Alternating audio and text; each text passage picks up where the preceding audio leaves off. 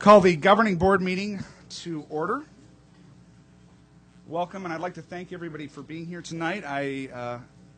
More on this later, but I know that this is Carly Cody's last meeting with us as a student rep. So in honor of that, would you be so kind as to lead us in the Pledge of Allegiance?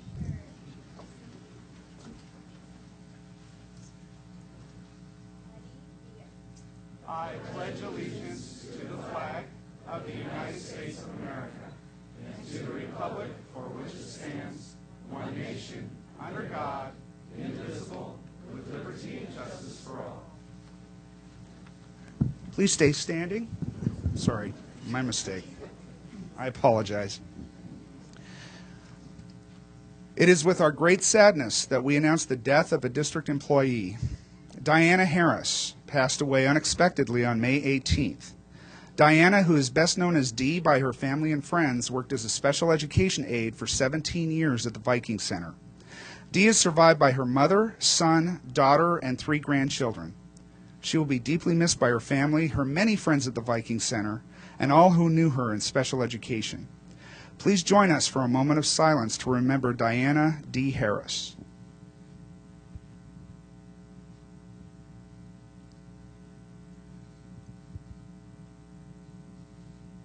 Thank you. Please be seated. If our student representative, Carly Cody, would please read our Grossmont Union High School District Vision Statement. The Grossmont Union High School District is dedicated to providing a safe and collaborative learning environment which supports academic achievement and social development for all students. The Grossmont District operates on the premise that success for every student is dependent upon all groups in the organization, including teachers, administrators, parents, staff, students, and the community working together to support all students in their development as lifelong learners, thinkers, and successful contributors to the community. Thank you. We have 3 special recognitions tonight, and would Assistant Superintendent Mike Lewis please introduce those? Thank you, and I'd ask the board to come to the front of the dais. First this evening, it's my great pleasure to be able to honor 3 of our schools who, as a collective group, each of them went through a very, very rigorous process and were selected as California Distinguished Schools. This is the highest honor that an individual high school in the state of California can be recognized for. Each of the schools was so recognized in Anaheim 2 weeks ago through the state superintendent, and a very, very nice event ceremony there. But we certainly wanted to take the opportunity to recognize each of them here at our board meeting as well. And in addition to the 3 schools, Grossmont, Helix Charter, and our Grossmont Middle College High School, Grossmont was also one of only 6 schools in the state that was also selected as a distinguished school for their CDE program. So we want to congratulate them on that as well. So first and foremost, I'd like to invite Teresa Kemper, principal of Grossmont High School, to the podium.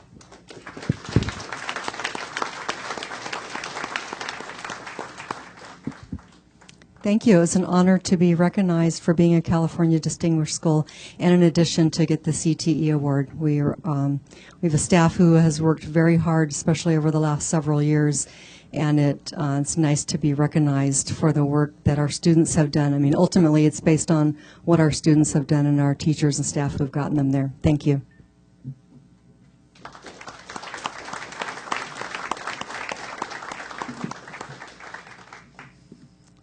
On behalf of the governing board and Superintendent Robert Collins, I want to congratulate you on being selected as a 2009 California Distinguished School. Additionally, Grossmont High School has applied for and received the Exemplary Career Technical Education Honor. This is an outstanding accomplishment. Congratulations.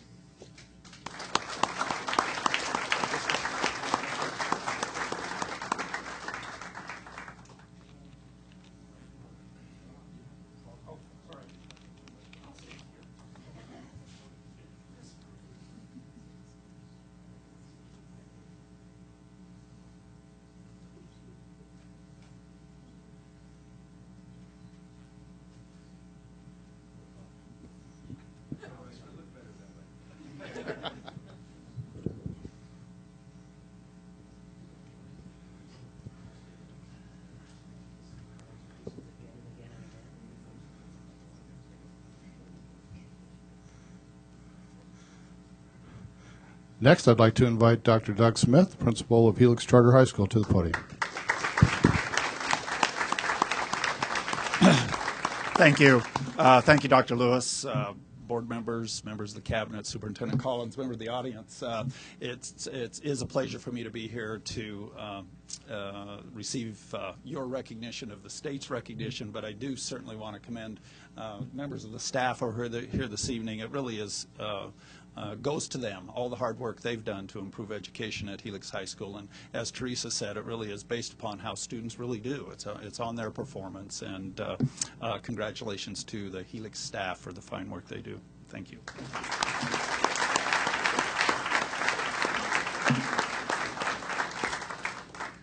To Helix Charter High School, on behalf of the governing board and Superintendent Robert Collins, I want to congratulate you on being selected a 2009 California Distinguished School.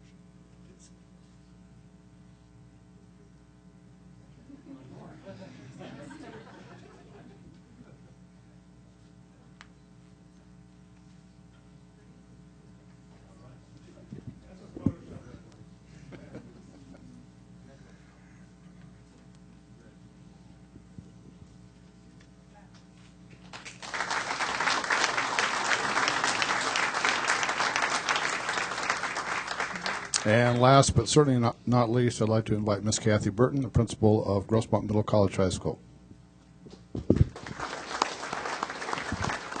Thank you.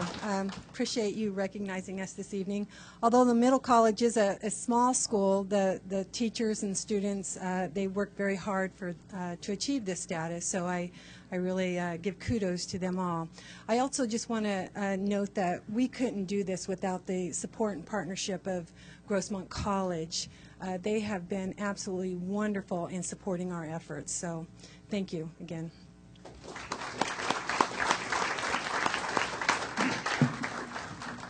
On behalf of the governing board and Superintendent Collins, I want to congratulate you on being selected as a 2009 California Distinguished School. This is an outstanding accomplishment. Congratulations.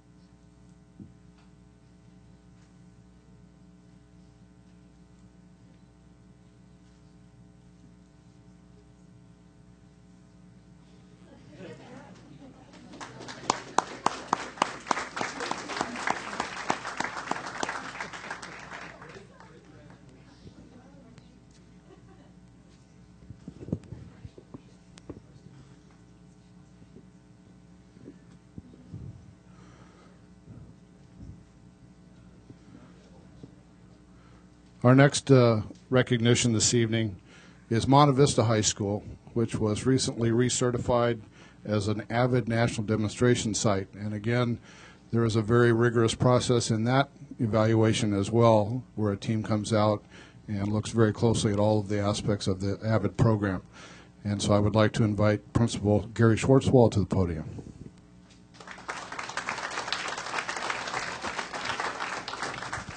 Good evening and thank you. It's my pleasure to be here as Monte Vista's principal and help receive this recognition. But the recognition really goes to our AVID coordinator, and I'd like to say a few words about her as I bring up, and please welcome Anessa Heron. I'll turn it over to Anessa in just a minute. Anessa was one of those children who had great parenting. Her parents, Cindy and Zach Peck, are here tonight, and they're both educators. Coach Peck, Mr. Peck, was our Monte Vista, he is a current Monte Vista teacher, and he was the first Monte Vista AVID coordinator. When Anessa was a student at Monte Vista, she was also enrolled in the AVID program. When she finished at Monte Vista and enrolled in college, she came back as a college tutor for the AVID program, and now she has led our staff and brought everyone together for our national demonstration AVID School recognition. So please welcome Anessa Heron.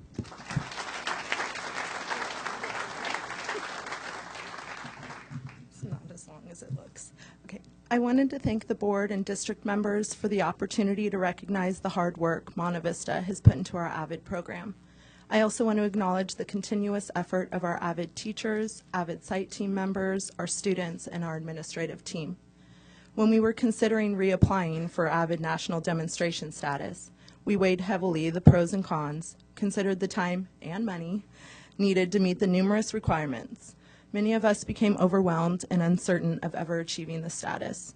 Thankfully, a site team member, my dad, reminded us that we just need to be doing what is best for the kids. And if by doing what's best for the kids we receive national recognition, then so be it. Monte Vista has proven what we do is best for our students. For the past 2 years, a total of 96% of our AVID students have passed both parts of the CASI on their first attempt. Our AVID enrollment in AP classes continues to increase, as does our school-wide count of AP tests taken. 100% of our AVID juniors and seniors take the ACT, SAT, or both. 100% of our AVID students meet all the A through G requirements by the end of their senior year, and they all apply to four-year colleges. Over the past 3 years, 94% of these students have been accepted to four-year colleges, including UCLA, UCSB, UCSD, USD, UC Berkeley, UC Riverside, and some of them with scholarships. I am proud to work at a school that has, and I predict will continue, to do what is best for students. Thank you.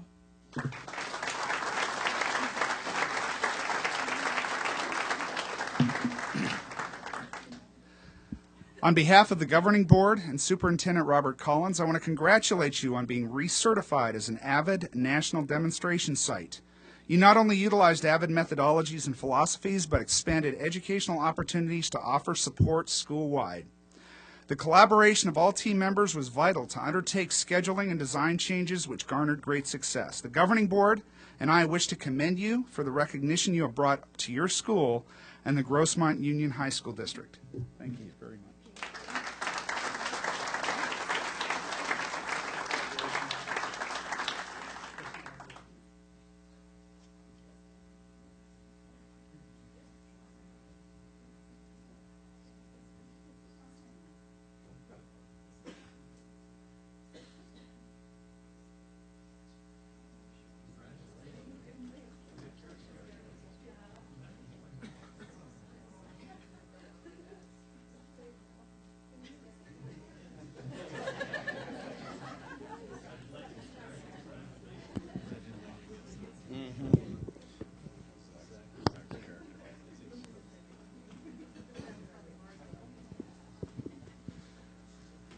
Our next recognition this evening is really to thank one of our community partners, the Grossmont Healthcare District, which has continued to support our health pathways at various sites around the district through their generous monetary assistance.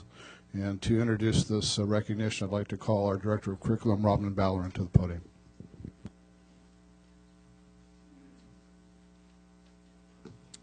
Good evening. I'd like to ask Board Member Michael Emerson to please join me.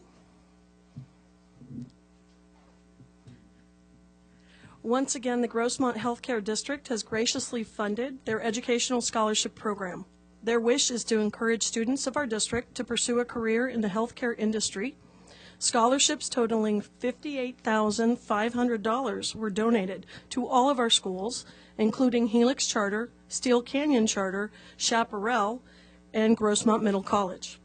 Each site chose 2 students who received either a $3,000 scholarship, which was the primary award, or a $1,500 scholarship, the secondary award. Not only did they donate to our district, but they also donated to other schools in the East County, such as Christian High School, Patrick Henry High School, River Valley Charter, and Mountain Empire. This is an incredible opportunity that they have provided to all of these students who have very bright futures as they endeavor to fulfill their educational future in the healthcare field. Grossmont Union High School District would like to acknowledge and thank the Grossmont Healthcare District Board of Directors and their staff for the generous donation and support of not only our students, but all students in the East County. Thank you, Mr. Emerson and Board. Thank you. Thank you. I'm the new treasurer of the Grossmont Healthcare District, and partnering with you for the scholarships for future healthcare workers is what we do. So bring us some more.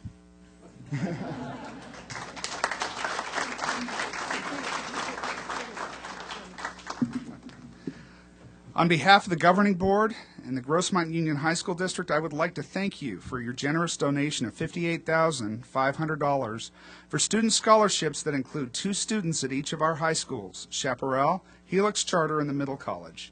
The interest expressed by the members of the community in the success of our students is greatly appreciated. Thank you.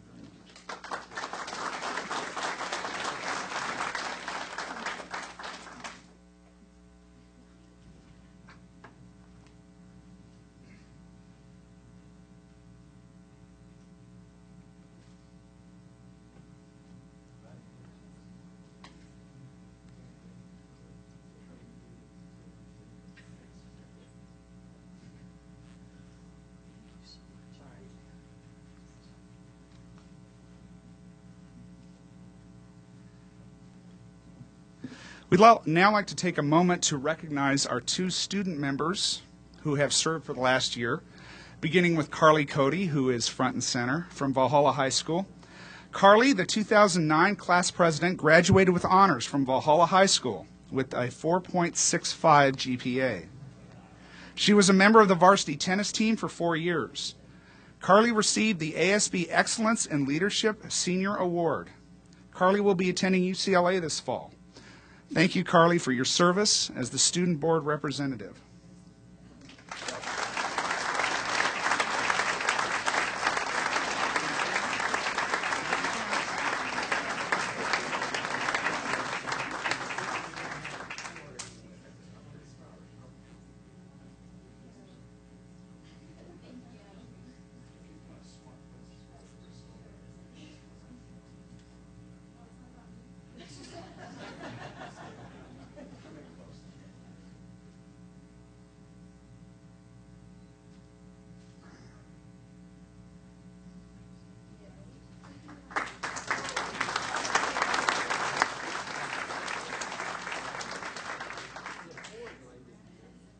Is Kelsey Helmerson here tonight, our alternate board representative? Okay, we would like to publicly thank Kelsey. Obviously, she couldn't be here. Kelsey graduated from Grossmont High School with a 3.4 GPA. She was captain of the freshman volleyball team and participated in the JV cross-country team. Through Sprites, a mother-daughter philanthropic organization, she has completed over 1,000 hours of community service. She was also a member of the Link Crew, Club Green, Invisible Children Club, and Girls League. Kelsey will be attending UC Irvine this fall, where she will be majoring in psychology. A special thanks to Kelsey for her diligence in fulfilling her role as the alternate student board representative. So let's give Kelsey a hand. I know she couldn't be here.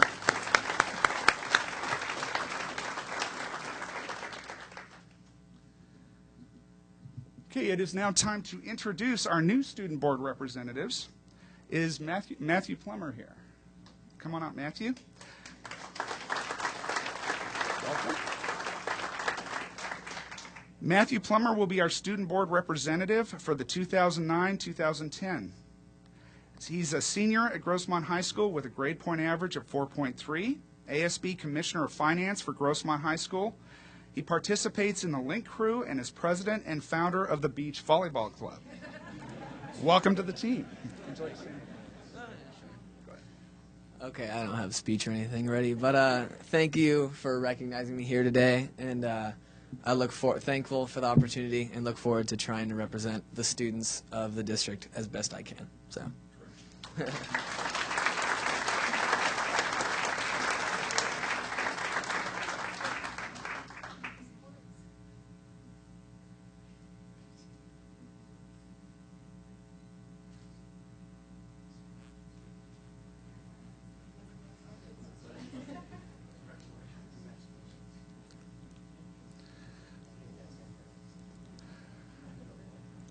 Our alternate student board representative, Andrew Blank, is unable to attend this evening.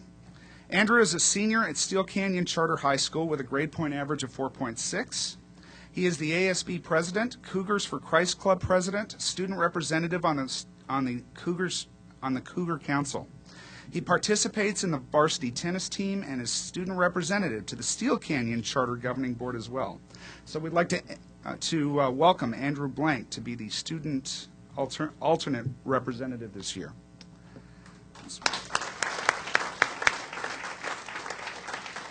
On behalf of the governing board, I would like to welcome Matthew Plummer and Andrew Blank to serve as the student representative and alternate to the governing board of the Grossmont Union High School District. The board will be taking action later in the meeting to approve their appointment. Thank you.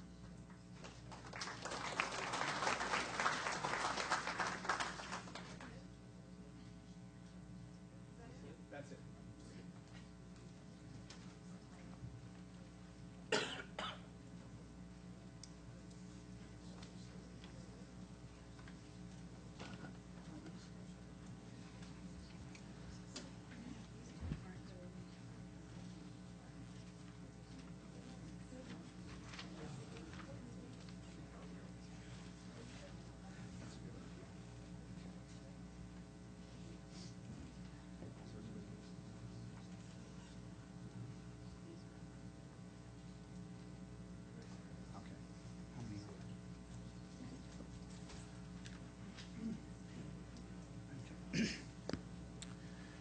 We move on to public comment. The procedures for receiving communication from the public. Comments from the public on agenda items will be heard for 30 minutes or if necessary at the conclusion of the business meeting. Members of the public who wish to speak to an item on or not on the agenda must file a speaker card indicating name and agenda item or subject to be addressed and present the card to Tracy McDonald in the front row, and she will deliver them to the board secretary. If a member of the public wishes to speak to an item at the time the item comes up for action, please indicate that on the card and you will be given an opportunity to speak prior to the action being taken. Speakers will be given a maximum of 3 minutes to give public comments. A person speaking may not exceed a total of 3 minutes on all items. Speakers will see a green light displayed on the podium for the first 2 minutes and 30 seconds. A yellow light will be displayed for the final 30 seconds, and a red light and audible beep will let you know when your 3 minutes are up. We have, what, 2?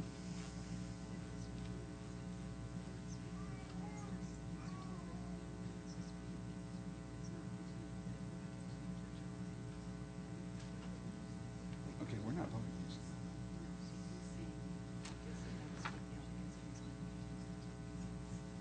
Okay, bear with me. There's some minor procedural issues, and I also want to give people the option of either speaking now or when the item will be addressed. John Lemo, the Magna Carta School will not be voted on tonight. It is continued till next month. So, would you like to speak or? Not necessarily. I saw it on the agenda, and I just wanted to make sure. Okay, thank you.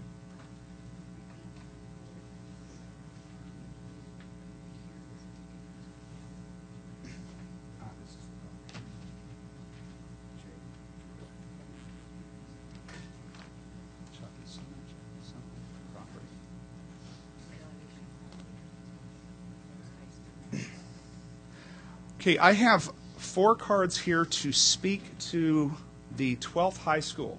You can either choose to speak now, I will call your name, or if you would like to delay it to, there's also a public hearing that will happen prior to any vote on that. So I'm not sure if I'm clear on that. You can either speak now or speak during the public hearing period, which will be immediately prior to any vote taken regarding a 12th high school. So when I call your name, either come to this podium and you can speak now, or you can just call out later, in which case I'll put the card aside and recall your card when that public hearing happens.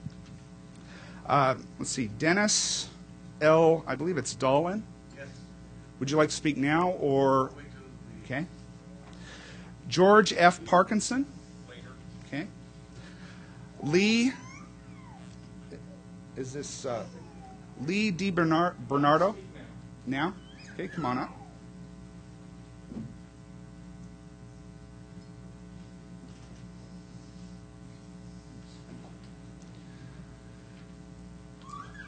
Hi, my name is Lee DiBernardo, 3097 Alpine Boulevard. Members of the school board, ladies and gentlemen, well, you finally got your green light for your 12th high school. I have no doubt how the vote will go today. But as you return to the comfort of your homes tonight and thump your chests in victory, know that all of us will not share your jubilee. You see, 3 families long rooted in Alpine will ultimately lose their homes because you are so willing to offer us up as sacrificial lambs for your cause. How noble of all of you. You cannot begin to know how this weighs on all of us. For the past 2 years, a cloud of uncertainty has been looming overhead. Very soon we'll be faced with more unknowns. And we're not willing participants in this. And you are altering our lives. The callousness and matter-of-fact attitude displayed by a number of Alpine residents was alarming and infuriating at times. If I receive another patronizing pat on the back or some meaningless reassurance that everything will work out okay, I'll implode. Work out for whom? For those of you unfamiliar with the eminent domain, those in power can simply force us to take what they consider fair market value. Fair market value today? Tell me anybody out here who would agree to those terms. I don't think there's one of you. But this isn't just about money either. It's about 30 years of memories and traditions, celebrations, blessings and tragedies. Our homes are our history. They're as important to us as your homes are to you. Why is this lost on you people? I don't understand. Why do you suppose it's okay to take something that doesn't belong to you? Because you have the law behind you doesn't make it right. It's not right to deprive people of their Fourth Amendment constitutional rights to peace and happiness. I don't understand how any of you could permit this to happen. I know I couldn't. I'd have to look at myself in the mirror. You know, we're not expendable. I'll never be convinced that enough of effort was made to find a piece of land that could have been more suitable, that would have not displaced people from their homes and their lives. When I moved to Alpine 30 years ago, it was a dramatically different place. A population of 3,000 people, no traffic lights or congestion. It was truly a rural town. Alpine Boulevard was clean and free from the casino visitors' trash. Alpine's a different place now. It's an overcrowded suburb, poorly planned, and equestrian unfriendly. So I leave with mixed emotions, one of inconsolable sadness, the other with a sense of relief that I will no longer have to suffer many of you as my neighbors. Thank you.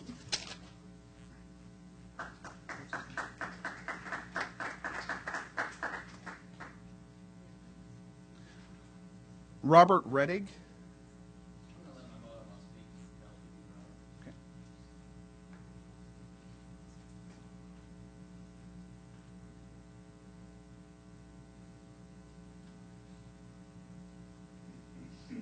Good evening, ladies and gentlemen of the Board of Education of the Grossmont Union High School District. Steve. I have very little to say. I can't follow that up. I will say that all of it is true from our point of view. What I will say is that we can't stop eminent domain. What we ask is reasonableness from the Grossmont Union High School District, because that is what all of you would expect if you were in our shoes. Thank you.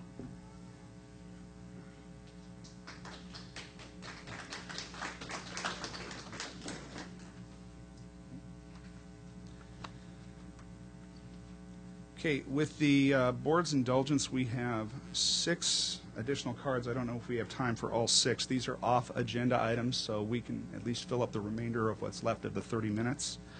Julie Craig. Is Julie Craig here? Janet Sutton. Eleanor M. Cole.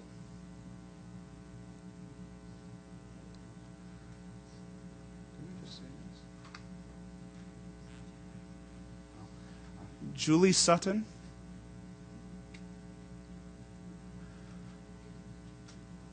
Laura Gregory.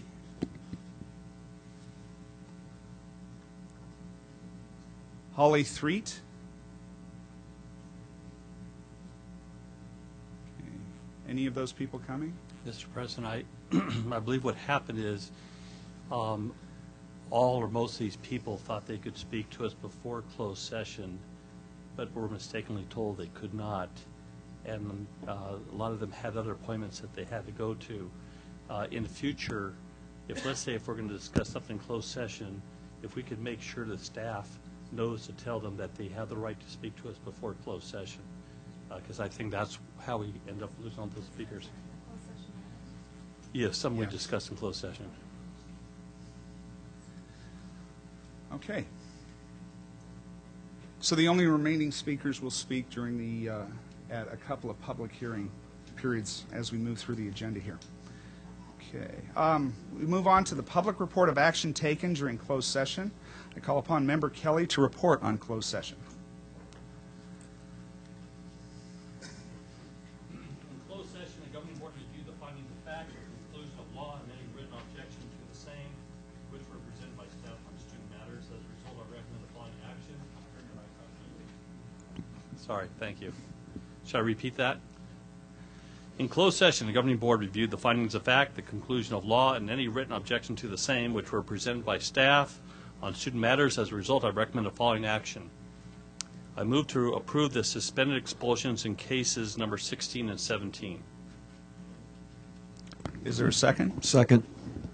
Yes? Point of order. I was not present at that time. Can I still vote? Or should? Thank you. Okay, any discussion? Please vote. Do we have a second? Oh, I'm sorry. Oh, you did? Thank you.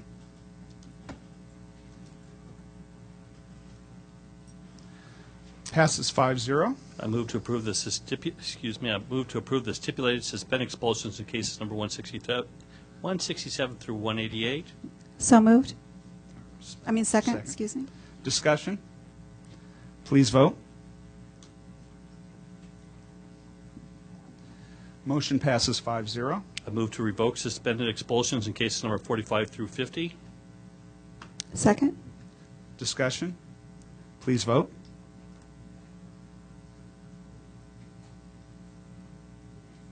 I move to lift expulsions in cases number 73 through 96. Second. Any discussion? Please vote.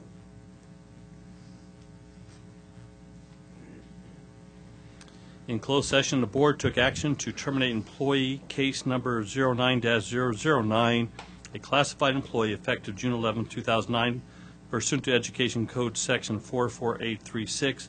The roll call vote was 5-0. That concludes my report.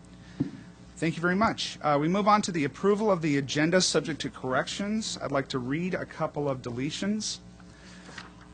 Item Roman numeral 8B1, approve or deny request to establish Altus Institute Magna Carta Secondary School has been deleted. And also Roman numeral 9A22E, approval of school improvement site plans for school year 2008-2009 final draft. Granite Hills High only has also been deleted. There are no other deletions or corrections. Could I have a motion to approve the agenda as amended? So moved. Discussion. Please vote.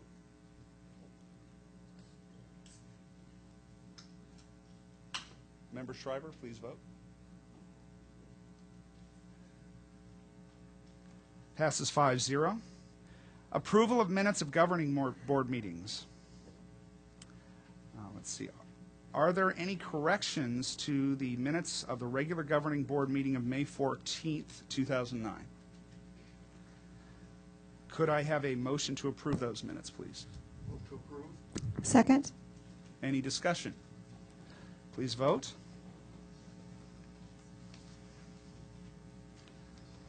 Motion passes 5-0. We move on to Student Board Representative Report, and would like to hear from Carly Cody, please. Well, I don't have that much to report because I graduated last week, but I just want to say that it's been a great experience being on the student, being a student rep. It's been a learning experience, and I've learned so much more about how to be involved in the community, so thank you for having me. All right. Thank you. Special reports. Item Roman numeral 7B1, monthly report to governing board by the chairman of Proposition H and U Citizen Bond Oversight Committee. I call on Deputy Superintendent Scott Patterson to introduce this report. A man who needs no introduction, Mr. Pankton, our chair of the CBOC, with his monthly report. Good evening. Last month I told you we spent a good deal of time in April meeting talking about the EIR for the 12th high school, and we provided direction to your staff, and they came back with and answered a lot of our questions that we had. We spent a bulk of our May meeting looking very closely at the EIR, and in the end we, with a 9-to-1 vote, recommend to you the Lazy A ranch option. I just want to note that the one vote against wasn't against the option, it was just to make no recommendation at all. Another item that we have is that our construction subcommittee has recommended, and the CBOC voted to go forward with putting our CBOC consultant on a performance review like we did last year at LCAP. This year we're going to do it at the Grossmont High School site. There's a lot going on here. And he's also going to look at worksite training also. So we should look forward to a report sometime this fall on that. And the last thing I have is that because of some scheduling conflicts, we're not going to have a CBOC meeting in June, but our subcommittees are continuing to meet. And that's it. Thank you very much. Move on to the report, Proposition H and U status by Katie Wright, Program Manager, and I call on Deputy Superintendent Scott Patterson.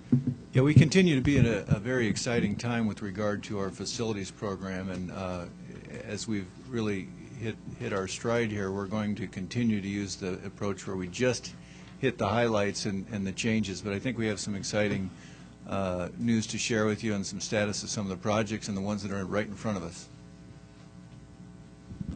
Thank you, Scott. Good evening, members of the board. Superintendent Collins. I start our presentation on slide 6, leaving out the preliminaries as usual, and pleased to report that with the construction underway in Phase 3A, we're well underway on all science buildings with the exception of Granite. We're still in the process of closing up the soils issues with the state agency, and we're not able to move them quite as rapidly as we'd like to, but we're still working on that. Of note, Santana, we've had some difficulties with some subcontractors there. We're 2 months behind schedule, but we're working on a recovery plan. It's somewhat of a byproduct of the low bid environment. Sometimes you don't get the top quality contractors, and this is a case where we're experiencing that, but we're working on recovering that schedule. All the rest of the completion dates are as previously reported. So I'll blaze through a few. This is the PE facility at Grossmont High School. The science building at El Cajon Valley. Good progress from last month. Helix Charter doesn't look too exciting there, but we're about to come out of the ground now. We've just completed our soils issues and remediation and had quite a bit of dirt to import, so we're finishing up there. Santana High School, as noted, had some problems there with that contractor, but those have been repair, or a repair is in place, and we'll be moving ahead with that here very quickly. Valhalla High School, just putting in the vapor barrier, moving out on that. Valhalla 2B is a really intense project we've got underway this summer, $8.5 million. Basically, you see the top of that building is opened up with the crane. We're bringing in new air conditioning systems and all kinds of things. So it's a really intense work effort, 7 days a week, double shifts, so that we can get that back opened up by the fall. Mount Miguel modernization moving very, very well. Monte Vista High School science, El Capitan science. So that's construction underway. Design work at Viking, we're about to restart that. We're finishing up program components again with the special education staff, and about ready to kick that off again. Foothills Adult, we need some board approval on some action there. Chaparral, the bid's open today. Unfortunately, I don't have the results of that. And Work Training Center, we're still in construction document phase on that. From last month, the items in blue are the changes. So from last month, we've commenced construction. We've gotten out of the bid period. We're into construction at Monte Vista, Valhalla 2B, Chaparral, and Foothills Adult in the bid stages. And that will represent the bulk, or in fact, the bulk of Prop H. I know you'll hear shortly on the new high school, but that schedule stayed on schedule, pleased to report, so we'll be happy to bring you that tonight. In Prop U, next month we're bringing you the educational specification, which is the master plan for Prop U. That's the big kickoff for us, and from there we'll commence the design efforts. So until we have the opportunity to put that in front of you, the design efforts will hold based on your decision and the discussion next month. However, on the tracks and fields at 7 different sites, we will, tonight you have before you 6 of those awards, and your second meeting this month will have Steel Canyon, and that will be a significant work effort for you that will commence and complete this summer as well. And that concludes my report. Thank you. Thank you. A report on student attendance incentive program. Final results for 2008-2009 to be presented by Deputy Superintendent Scott Patterson. Yes, thank you. 3 years ago, Mr. Kelly asked us to structure a attendance incentive program for obvious reasons, to increase the learning time for the students and also to generate more revenue. And we're here with the 3rd year in a row, happy to report that for the 3rd year in a row we have exceeded the attendance percentage from the prior year. So for this 3rd year, these percentages don't sound like a lot, but they turn into real money. A 0.14% increase to the point we're at 93 and some change percent attendance ratio. That generated an additional $162,840. And if you'll recall, we share these dollars with the schools that did, in fact, improve over last year. So 5 of our schools are participating. Remember, we measure it at the district level to make sure overall the district made more money. And then we share that with the schools that did, in fact, leap that bar. So you have in front of you the entire package, but again, I think the message we need to take away is that the effort is working, the incentive is working, and that we're returning those dollars to the schools that they're all trying hard. It's tough to keep raising that bar every year, but we've been doing it, and I think the schools are to be congratulated for that. Obviously, money's a great incentive for our schools to work towards that. I was just curious if they're doing any kind of other incentive programs. Well, we haven't given away a car yet. You may have seen that. And I'm going We're back still to looking school for when the car. you do. Yeah. But that's exactly the kind of thing that gets them excited, and each of the schools has their own programs. We certainly don't dictate anything at the district level. We're happy to coordinate, but we're open to any of those ideas that are brought forward, and that I like to see that one that I think they did down in the South Bay last week. So yeah, new hybrid. Thank you. Good job. Thank you. Move on to Roman numeral 8, action items, public hearings, and discussion. Item A1, report on environmental impact report and selection of site for the construction and operation of the proposed high school, number 12. Deputy Superintendent Scott Patterson, please. Thank you. We're at a very significant milestone with regard to the 12th high school. We're here tonight to provide you an overview that will ultimately lead to the certification of the environmental impact report that's been underway for about a year and a half now, including all of the steps, and leading to a recommendation for site selection for the proposed high school number 12. To step us through this, and there's a bit of material, and I know we have a public hearing and a lot of people who want to speak tonight, our Executive Director of Facilities Management, Bob Kiesling, will provide an overview and will orchestrate us through not only the informational part, but we're going to ask the board to take some action tonight also. So I've caught Bob in mid-drink, and I'll turn it over to him. Thank you. Before we get started, what I want to do is introduce the team that's worked on this environmental impact report. First one is Gina Johnson, our facility planner project manager, if you just raise your hand. Travis Stravosnik, who's a senior project professional with E2 Management Tech, our consultant. Jim Harry, senior environmental planner. And Sue Lawrence, consultant that deals with the, raise your hand, Sue, there you go. It deals with the acquisition process coming up next. So that's the group of people that have worked on getting this thing together for the board tonight.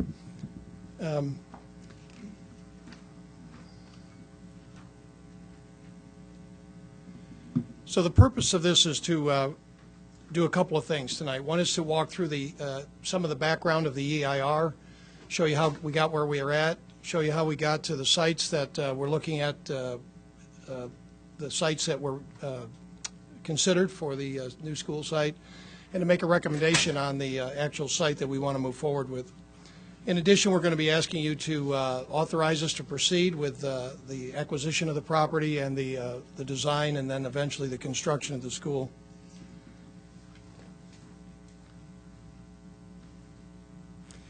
The school is planned for a 9 through 12, the first phase to accommodate 800 students.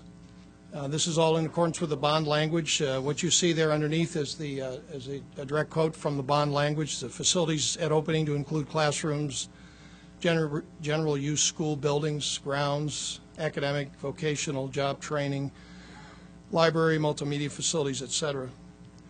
Right now our schedule shows opening in 2013, and that assumes that the bond language trigger enrollment is met at the time that we're ready to move forward with the construction.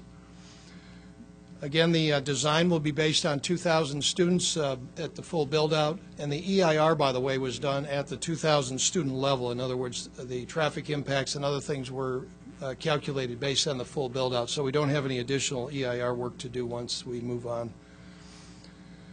At this point, I'm going to ask Travis Stravosnik to step up and look at some of the background things that we have to consider.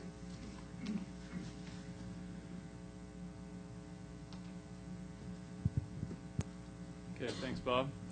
As you said, I'm going to talk a little bit about the process that we've gone through to get to this point, the EIR, the site selection, and myself, along with my associate over here, Daryl Hernandez, we've been involved since December of 2005. We've been known as Ascension most of the time, and been working on the site selection, the environmental review, the engineering, and the cost estimating. So what we started with was a search of the eastern portion of the district, looking for appropriate sites.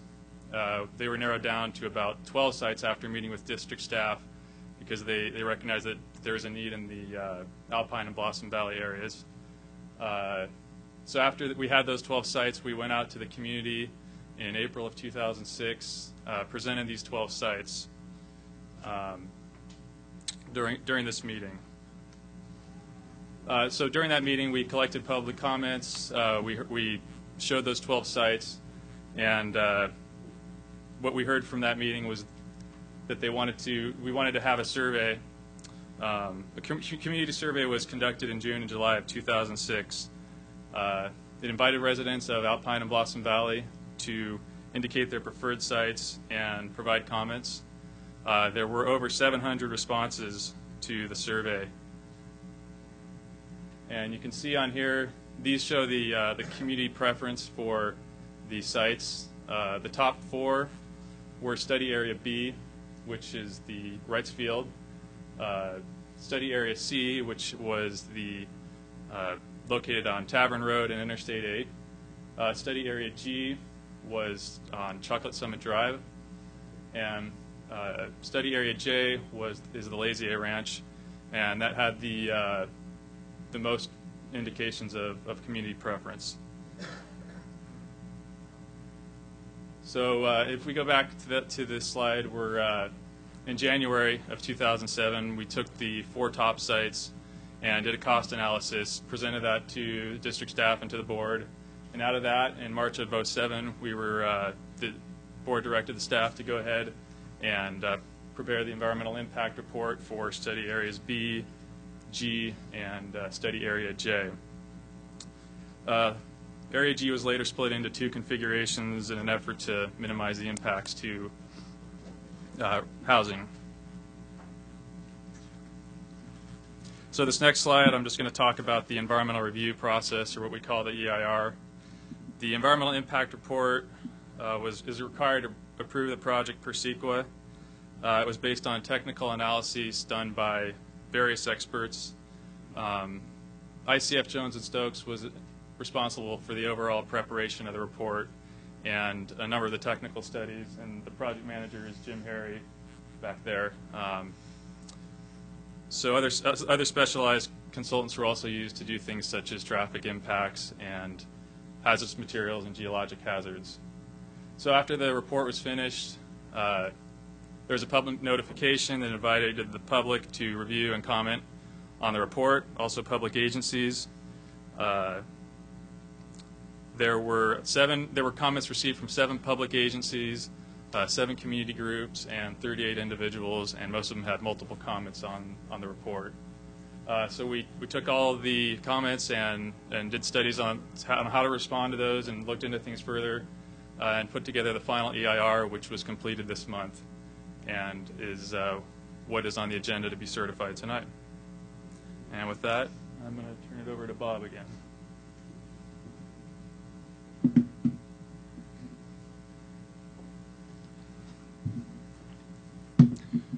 So these are the final sites that we came up with.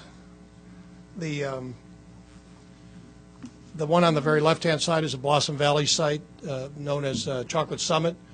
It actually had two. It was split into 2 sites. We studied it as one whole site, but it actually has two components to it, an option 1 and an option 2. The one to the very bottom is the Wrights Field site, and then the one to the right is the Lazy A Ranch. So that just gives you an idea of where they're located within the area of Alpine. What we did is we took the results of the environmental study and we combined it with other factors to pick out which we thought was the best site. So if you look at the first thing is the size.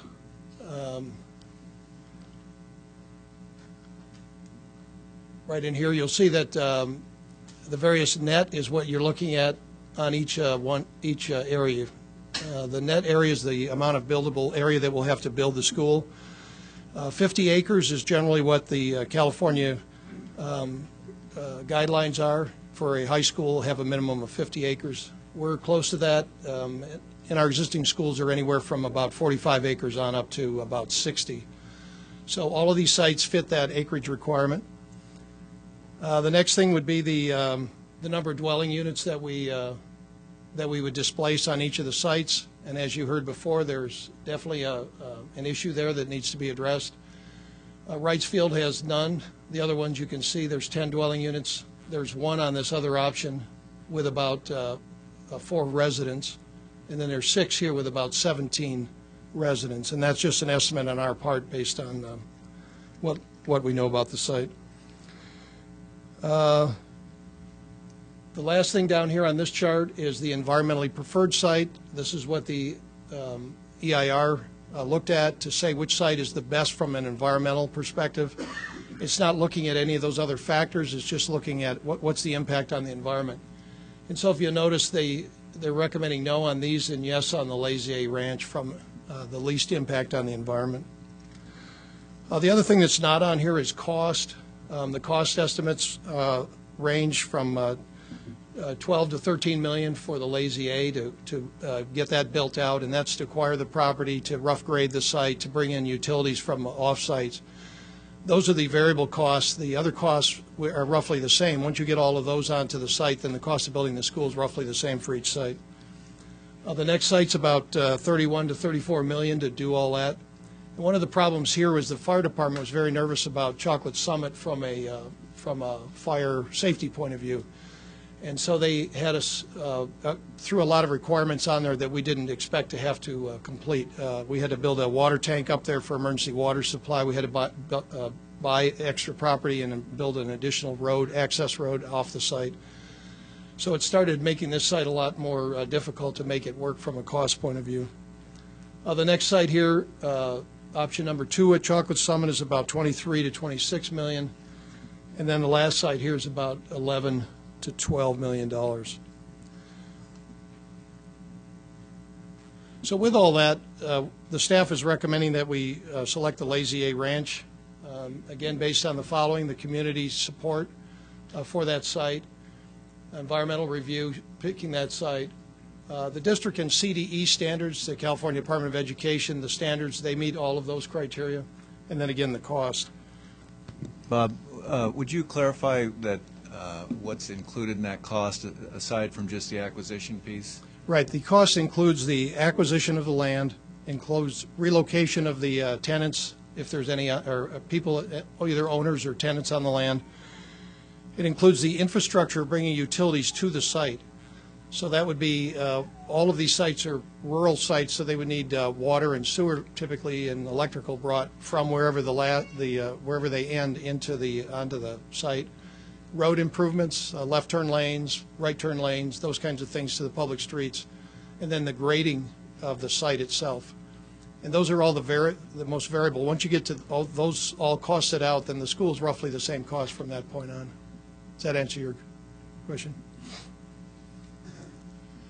Again, this is a little closer view of the site that we're talking about. Again, it's on Alpine Boulevard, south of, bordered by South Grade Road and the Willows Road exit of I-8. This just shows the properties that are associated with that site that we would be acquiring.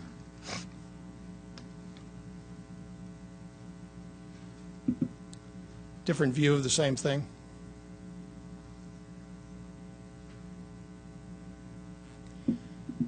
So in summary, what we would be doing is approving certifying the EIR tonight. We'll hold a public hearing first, or that'll be next after the presentation here.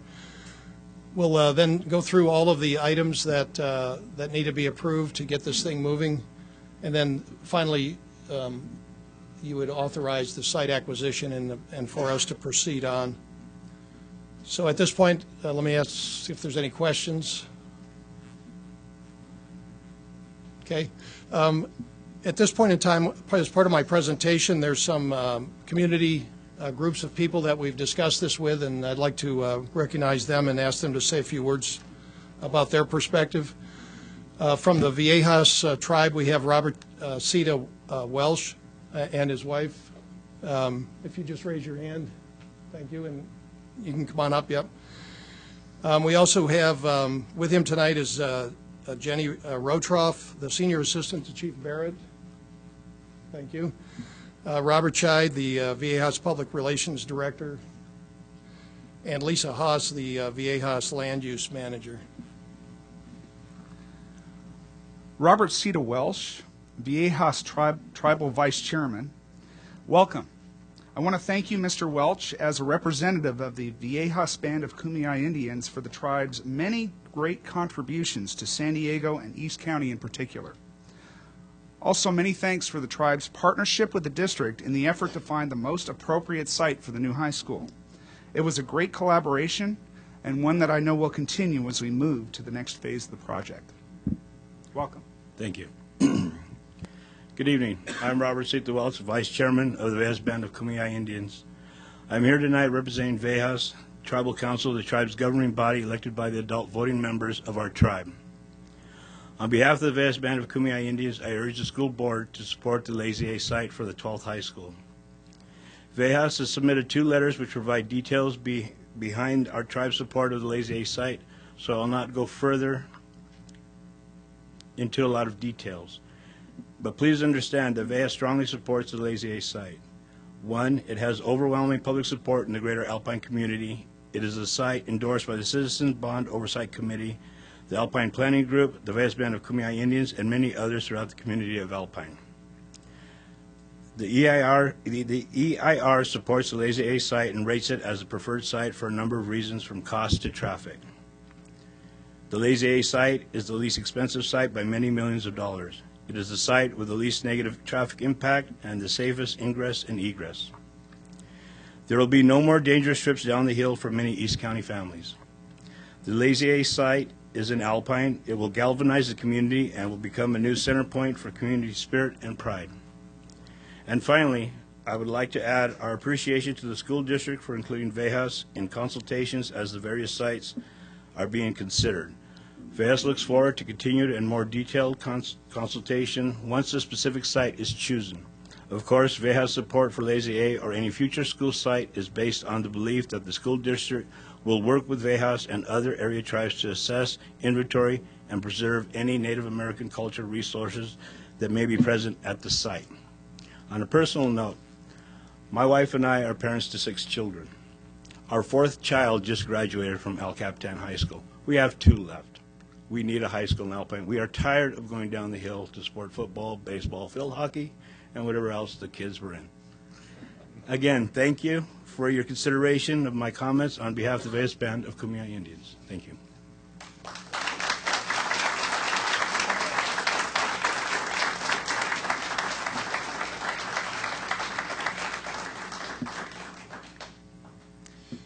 Next speaker is Adam Day, Assistant Tribal Manager for Sequan Band of Kumeyaay Nation. Adam? I want to publicly thank the Sequan Band of the Kumeyaay Nation for your very direct and substantial contributions to our previous bond campaigns. If not for your support, we wouldn't be in the position to have this discussion today about where to locate the new high school, and likely we wouldn't have been fortunate enough to begin the modernization process that is underway at our schools.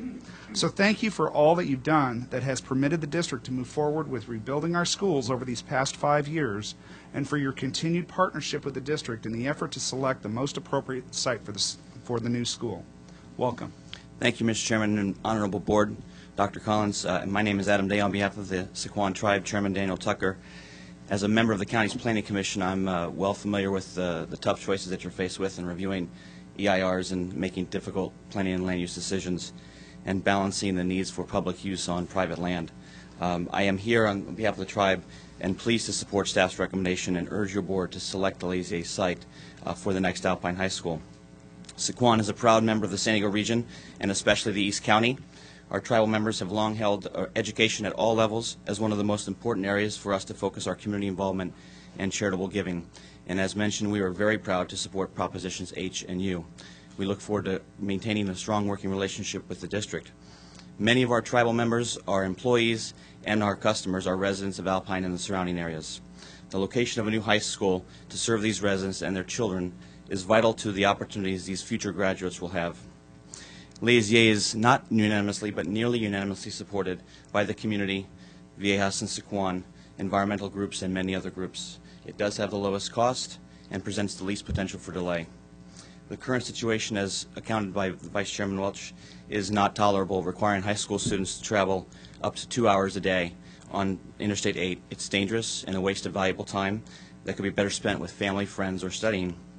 For all these reasons and many more, we urge you to move forward with the Lazy A site and the construction of Grossmont District's newest high school. Finally, I would like to publicly thank Dr. Collins, Scott Patterson, Bob Kiesling, Catherine Martin, and all of the other staff for their hard work and effort to reach out and engage the broader community, and especially Sequan.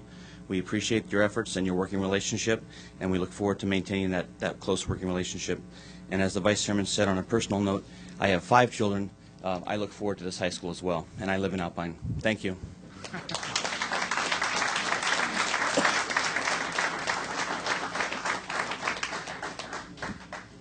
And last but not least is Chuck Taylor, Vice Chairman, Alpine Community Planning Group.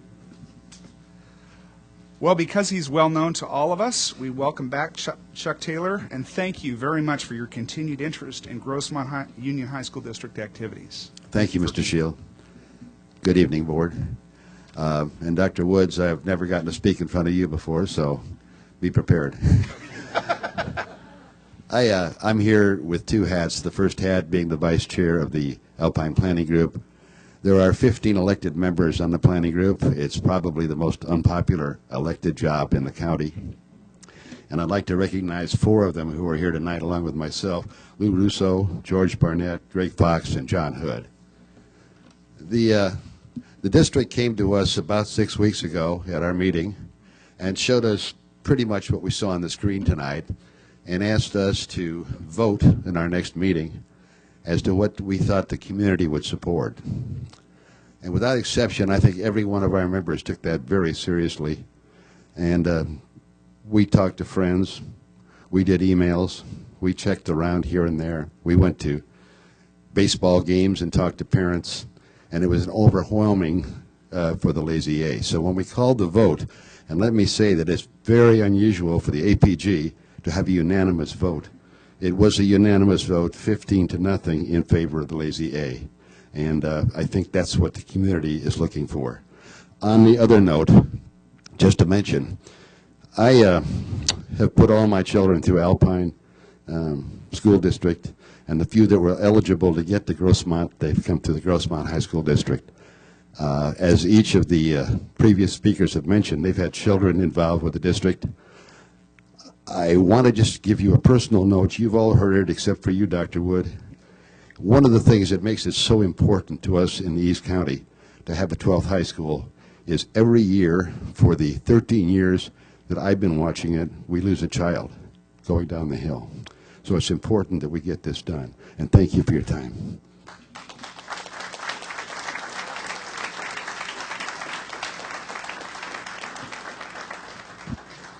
That concludes my presentation. Are there any questions at this time? Thank you.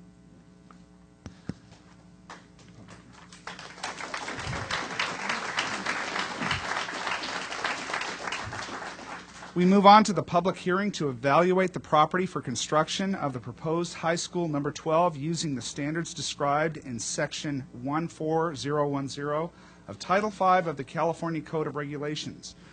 I declare the hearing open, and I will be calling people to the podium. I'll call 3 people up at a time so the next 2 know who they are. We'll start with George F. Parkinson, Dennis L. Dolan, and let's see, Gina Henke.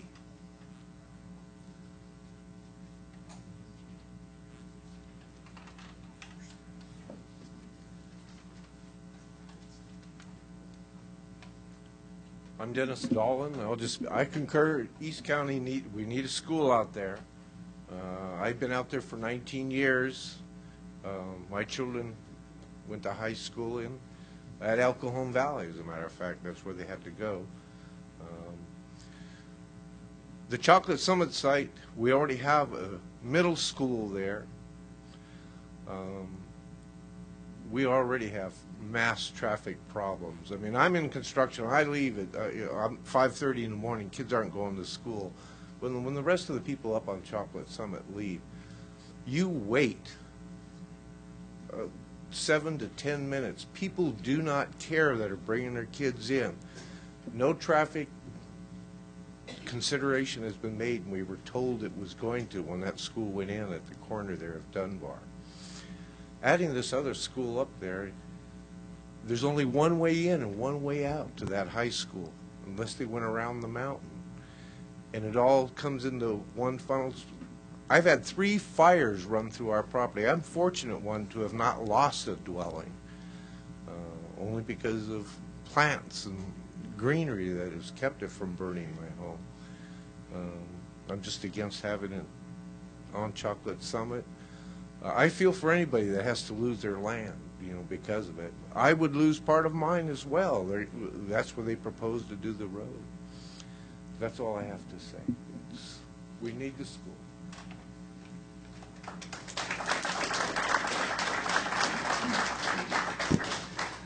George F. Parkinson.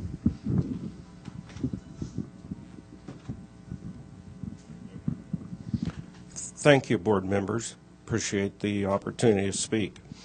I am a registered civil engineer in the state of California. My clients are Dottie and Dennis Dolan. They are very significantly impacted by Alternative G, which I found that the evaluations were lacking, and they disagreed with some of mine, but let me point out several that are very important. If you have a school at either option 1 or 2, there needs to be a full roadway access for emergency purposes, not an all-weather road, minimum width for fire service.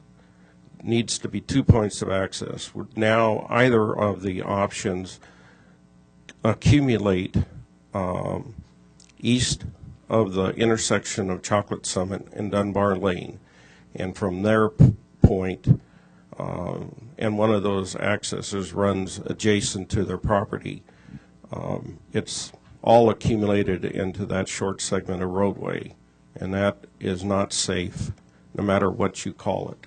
If they have a wildland emergency, they won't be able to get out.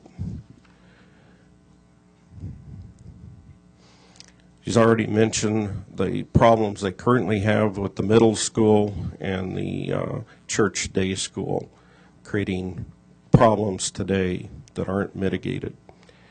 Noise impacts in the PM hours from the school, even though the EIR briefly mentions it, are still unmitigable for the clients.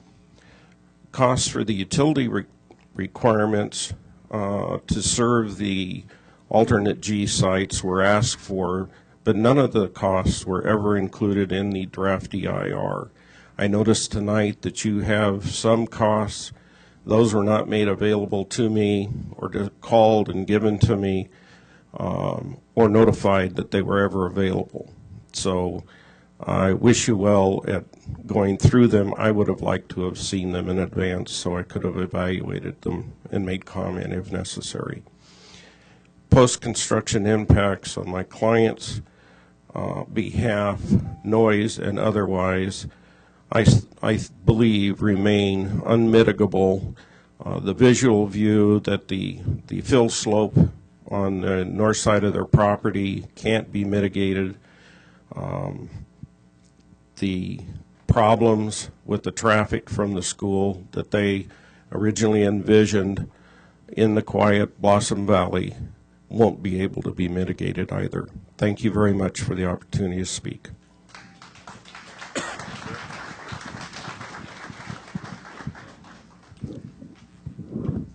Gina Henke, who is also a trustee on the Alpine Union School District, who will be followed by Delia Cooley and Greg Fox.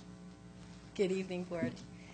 As a trustee with the Alpine Union School District, I'm here to present a resolution tonight, which was unanimously approved at our meeting yesterday evening.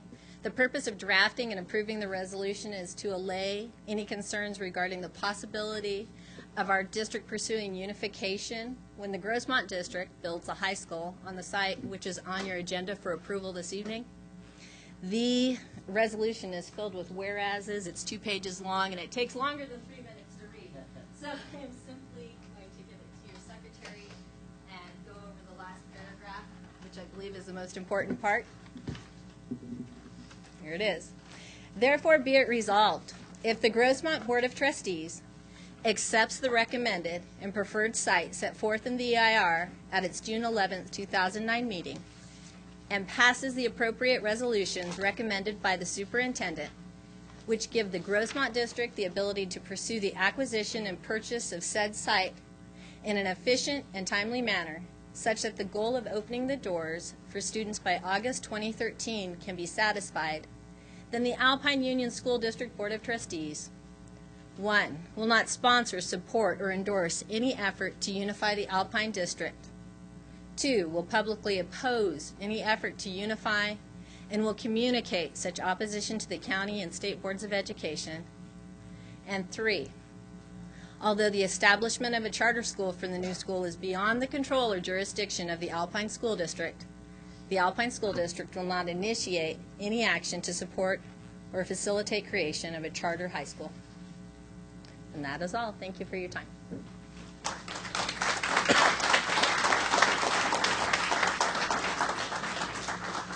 Delia Cooley, who will be followed by Greg Fox.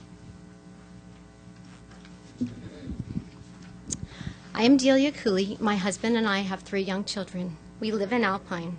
I worked in special education for Grossmont 15 years.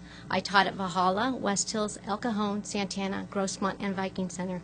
My family has an old and deep devotion to Grossmont schools dating back 60 years.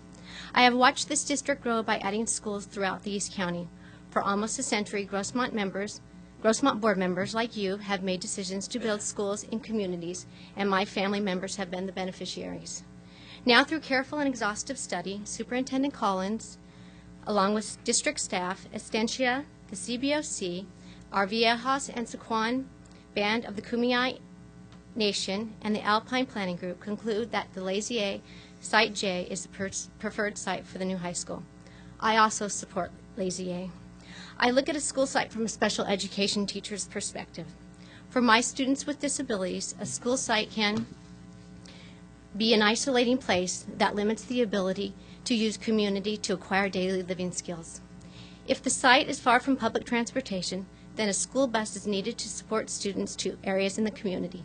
This is not only expensive for the district, it does not teach students the skills needed to travel within their neighborhoods.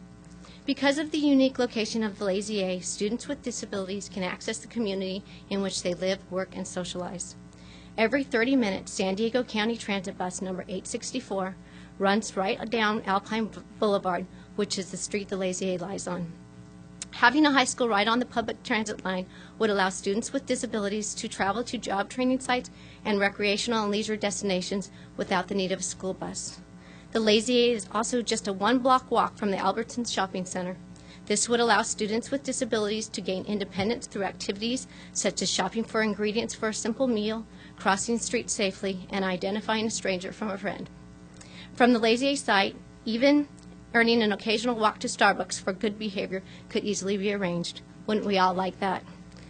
The Lazy A site is also the closest to additional opportunities for authentic community-based learning, working, and volunteering. These include the county library, the post office, numerous stores and restaurants. The great location of the Lazy A site to public transportation, stores, and potential workplaces would expand the special education classroom to the real world in which our students live.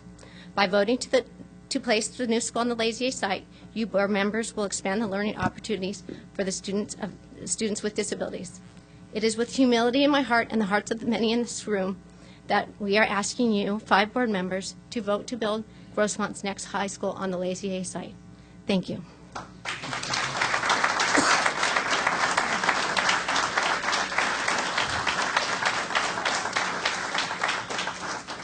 Greg Fox, who will be followed by Megan Werland, and then Sal Casamasima. Good evening, Board. Thank you for the opportunity to speak with you here this meeting.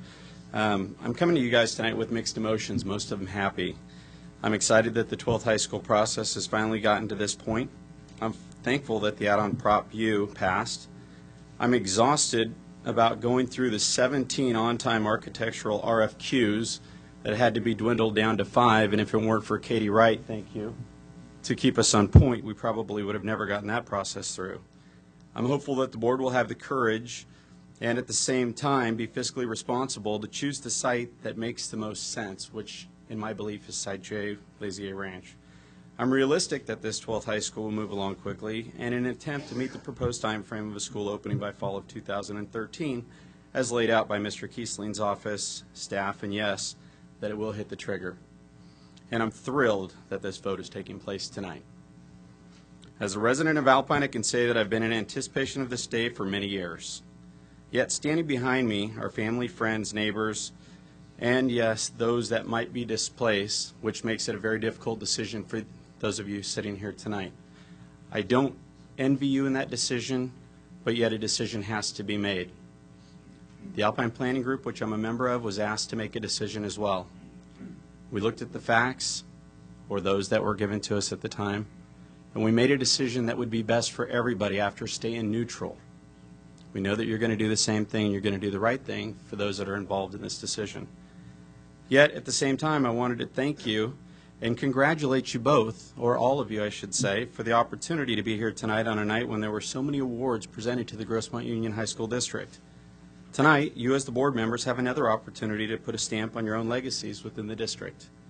You have the opportunity to attach yourself to the success of this forward-thinking, technologically savvy 12th high school that will be part of the future recognitions bestowed upon this district.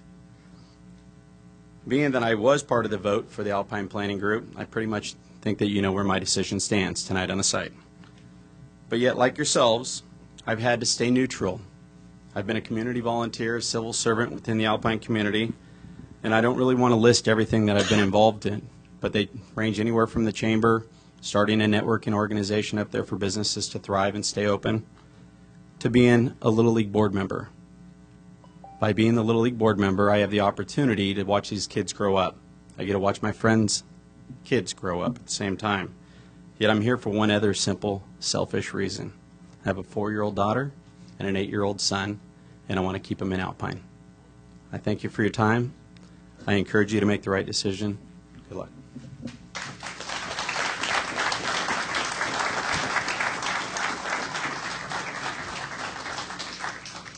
Megan Werland, who will be followed by Sal Casamasima and John Francois. You're such a... You want me to hold baby? You really don't want to, Mr. Hoyt. I just fed her. Good evening. My name is Megan Werland, and I'm a resident of Alpine. I grew up in Alpine. I attended Alpine schools, and I graduated from Granite Hills. And after leaving San Diego to go to college, I returned and have lived in Alpine for 9 years. As a homegrown East County resident, I returned to the Grossmont District as an English teacher and have taught in the district for 14 years. I have 3 children, ages 7, 4, and this is Eleanor, she's 7 months. I am here not only as a resident, a teacher, and a parent, but also as a member of the Alpine High School Citizens Committee. In December of '08, our committee was asked by Superintendent Collins to better organize ourselves. And from that direction came numerous subcommittees, one of which I am the chair, the Curriculum Subcommittee. In our Curriculum Committee, we have people from all walks of life. We have business people, homemakers, educators, retirees, grandparents, and parents. We've been working hard, meeting monthly, visiting high-performing schools, reading the latest research on curriculum design, sharing best practices, reaching out to Alpine citizens and groups, and communicating with district staff. Excuse me. Balancing reality with possibility is a challenge that we have enthusiastically embraced. The Alpine High School Citizens Committee asks you to support the Lazier site because with its endorsement, we will be well on our way to realizing our dream of having a high school in our own backyard. We look forward to working closely with the board, Superintendent Collins, the administrative staff, and all stakeholders to design a school worthy of this highly esteemed district. I'm here to tell you that if Alpine were to get a high school, we would wrap our arms around it and make it a central part of our community. We are ready to work hard, plan creatively, and dream big. Please help us bring this dream to fruition. Thank you.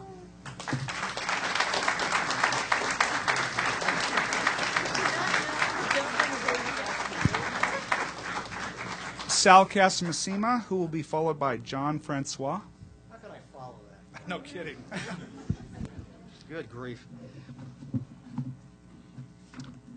Good evening. I'm Sal Casamasima from Alpine. As an Alpine resident and as a father of a second grader, I join with the others tonight in supporting the selection of the Lazy A site as the location of the high school. After many years of awaiting, the good folks of Alpine and Blossom Valley can now visualize for the first time the reality of this school and the fastest path to it being the Lazy A site. However, we have a broader agenda. For us, this school will not just be a building to house our teenage students for a few hours each day. It will be a force that unifies our community in numerous ways. The new school will be our centerpiece for education, the arts, science, and technology. It will provide a continuum of education that extends one arm to our middle school students and the other arm to those students who are taking the first steps to a college education. It will offer a place where adults can continue their lifetime experience known as education. It will provide a safe and hometown locale for our many student athletes and for their parents to cheer them on.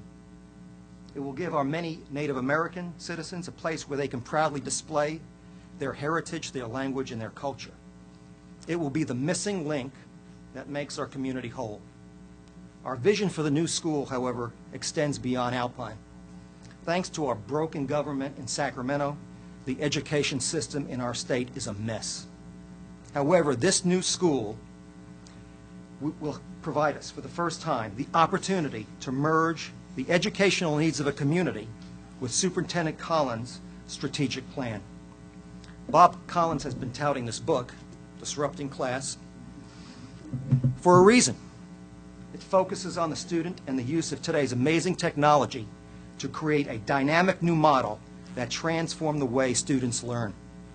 We believe the new high school can serve as the poster child for this new model of education that will spread throughout this district and beyond.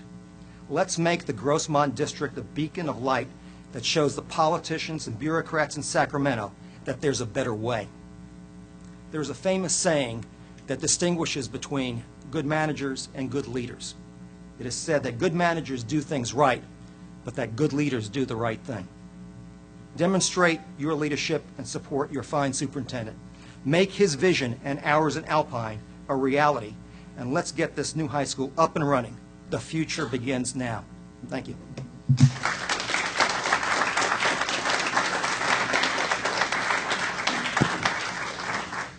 John Francois.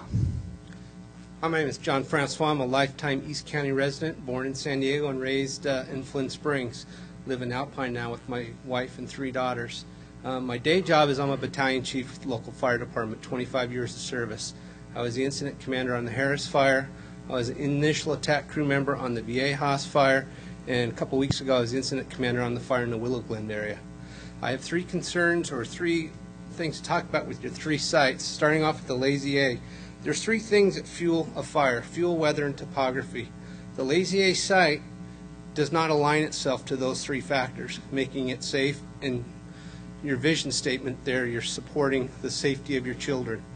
So at the Lazy A site, you don't have continuous fuels in and around that school, which would continue a fire into that area, which happened in the Potrero School District or Mountain Empire School District on the Harris fire, where we lost a school building 16 hours after the fire went through due to the non-fire hardened statutes that it was built at. So with that said, weather, the bowl that Lazy A site sits in is not subject to the Santa Anas. If you look at the fire history when the Cedar fire came through, that fire came through just west of Alpine, down where the Chocolate Summit site is. That Lazy A site is sheltered from basically the tsunami of the major fires that come in. The other thing that's key is you have a wildland fire station right across the street. You have the U.S. Forest Service station. Alpine has a modern fire station, brand new within the last couple years, led by a competent chief by the name of Bill Pascal with brand new fire apparatus. Your GUHSD fire department has brand new fire apparatus led by a chief by the name of Don Butts. All brand new equipment, highly trained firefighters offering paramedic services at both the Alpine station and the GUHSD station. In addition, you also have a brand new sheriff's substation right down the street from your Lazy A site. So following your vision and mission statement there, that safety consideration is coming in key to those 3 things being right at that Lazy A site. Going down to your Chocolate Summit site, the Chocolate Summit site is in the footprint of the last 2 major fires in this county. 1970, the Laguna fire came right through that site.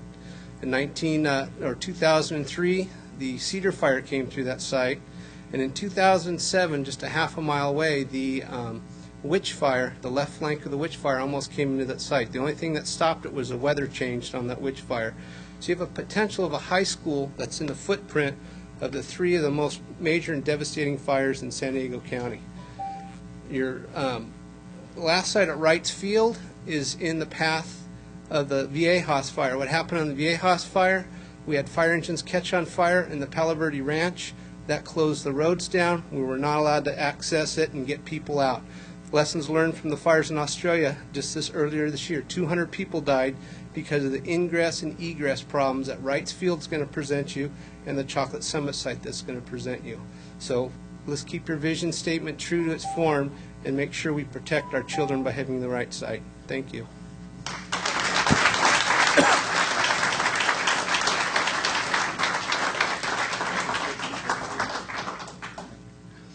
There being no further speakers, I declare the hearing closed.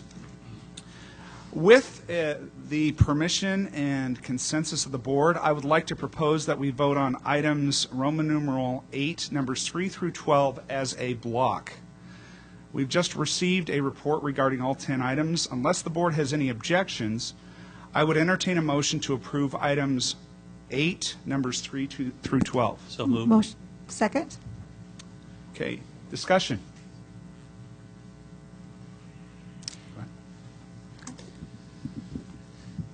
This is going to be one of the easiest decisions I've ever had to make, with one, unfortunately, major exception. There's virtually unanimous agreement, enthusiastic unanimous agreement for Lazy A Ranch. I'm excited that the community has come together as one. My fear was there might be 2 or 3 major divisions of people wanting this site versus that site, or there'd be 2 or 3 that were almost equal, and then the community would be divided, but that is obviously not a problem. The one thing that's obviously a concern that several people mentioned was the displacement of these families. That one gentleman, oh my gosh, that broke my heart to hear that. 30 years in his house or ranch, and to be forced to be displaced. I have never been a fan of eminent domain. I have always, because I believe when you own your land, you own your land and you own your home, and the government shouldn't be allowed to force you out of it, especially now with the market being so low, that he's, if this could have happened a couple of years ago, he could have gotten so much more for his land. Of course, conversely, he'll be able, these families will be able to buy at a better price also, so hopefully it will work out. I trust the district will do everything they can to be more than fair to these families that are being displaced. I just wish that, of course, any site we would vote on, we would have that problem, with the exception, of course, of Wrights Field, which had its problems. I wish we would have had an option where there would have been no eminent domain. For what it's worth, I know no one ever reads the record or reads the minutes, but if you could, Debbie, put it in the minutes that I absolutely deplore having to exercise eminent domain on these families, but I am going to vote for it because of the fact that I don't want anyone to construe the fact that I oppose building a high school at Lazy Ranch. I'm very excited, and I compliment the Alpine community, all those, many have worked years and years and years and years, very hard for no pay to try and bring this to be for the benefit of their children and their grandchildren and their neighbors. So I commend you for persistence, unbelievable persistence. I compliment them. I am happy for you, and I'm happy to vote yes.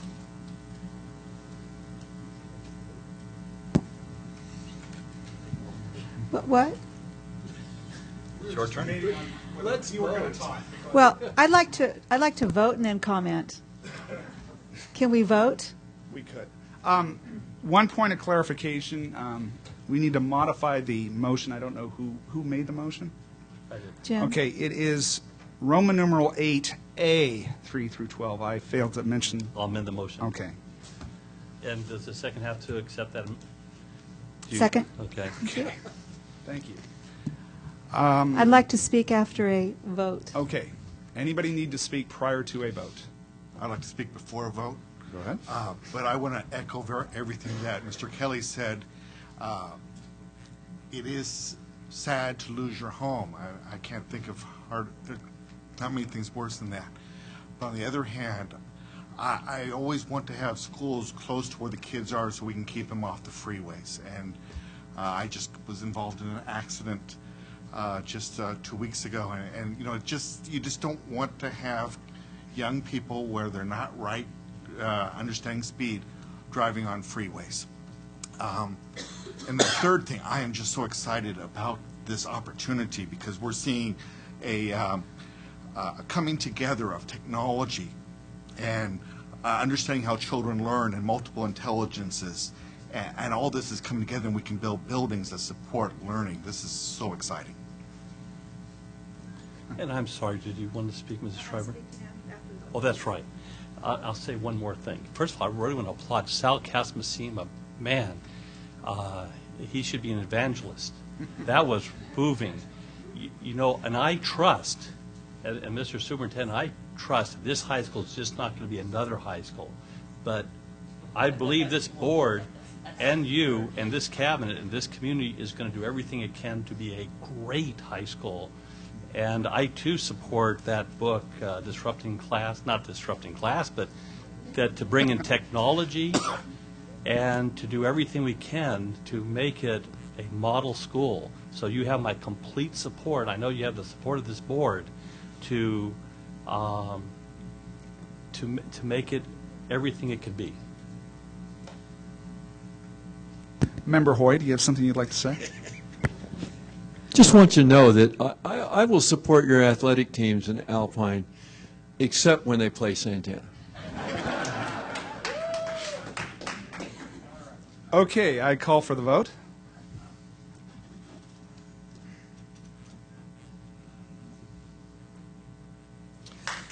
Motion passes 5-0.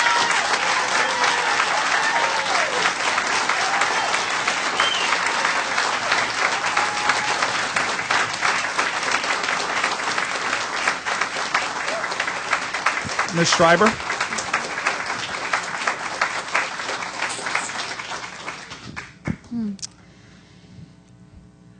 I've been on this board since 2000, and most of you have been in this battle much longer than myself. And during that time, we've had votes come before this board dealing with Alpine High School, and I've skinned my knee a few times on those votes. And having recognized that, I have been true to my convictions that I support what our communities support. And I want to give so much credit to the community of Alpine for persevering, the ups and downs of our board, our different perspectives. I want to especially thank Saquon for being there every time we went out for a bond and making every single school equally modernized in their technology and in their buildings and in their core curriculum classes as we build another brand new school that finally will not be in Still Canyon area or the West Hills area, but will be in Alpine. And I thank you so much, Adam, for your support and faith and your contribution. And please send my congratulations and appreciation to Danny for his vision and his support. Viejas, I thank you for your always being there and supporting us at all of our schools. And now we get to have a stronger relationship, working that much closer with you, with the Alpine community and the Alpine High School.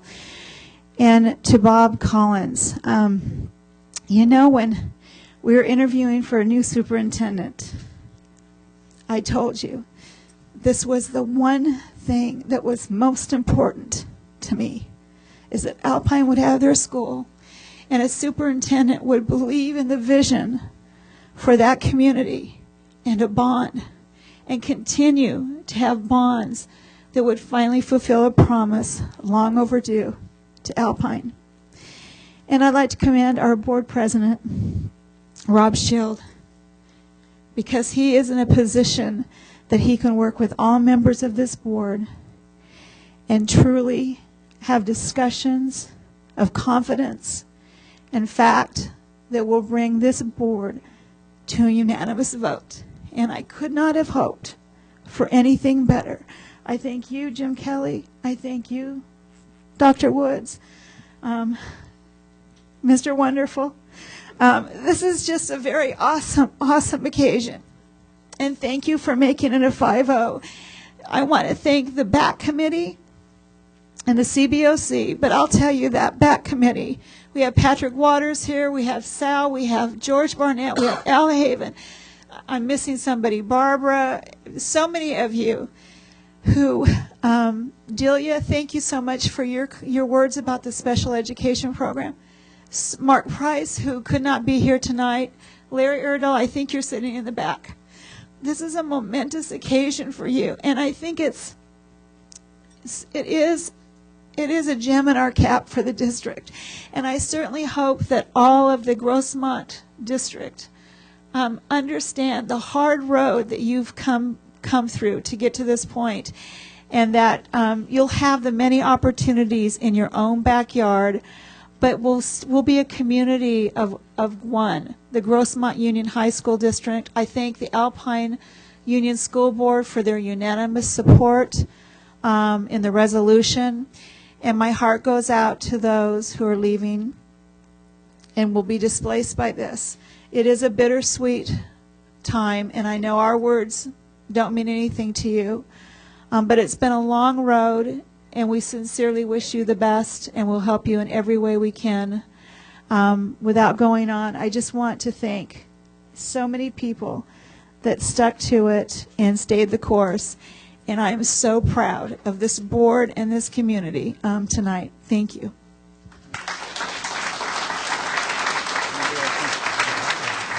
Anybody else? I have to say, and Chuck Taylor. I'm sorry, I knew I was going to forget somebody. Chuck, God bless you.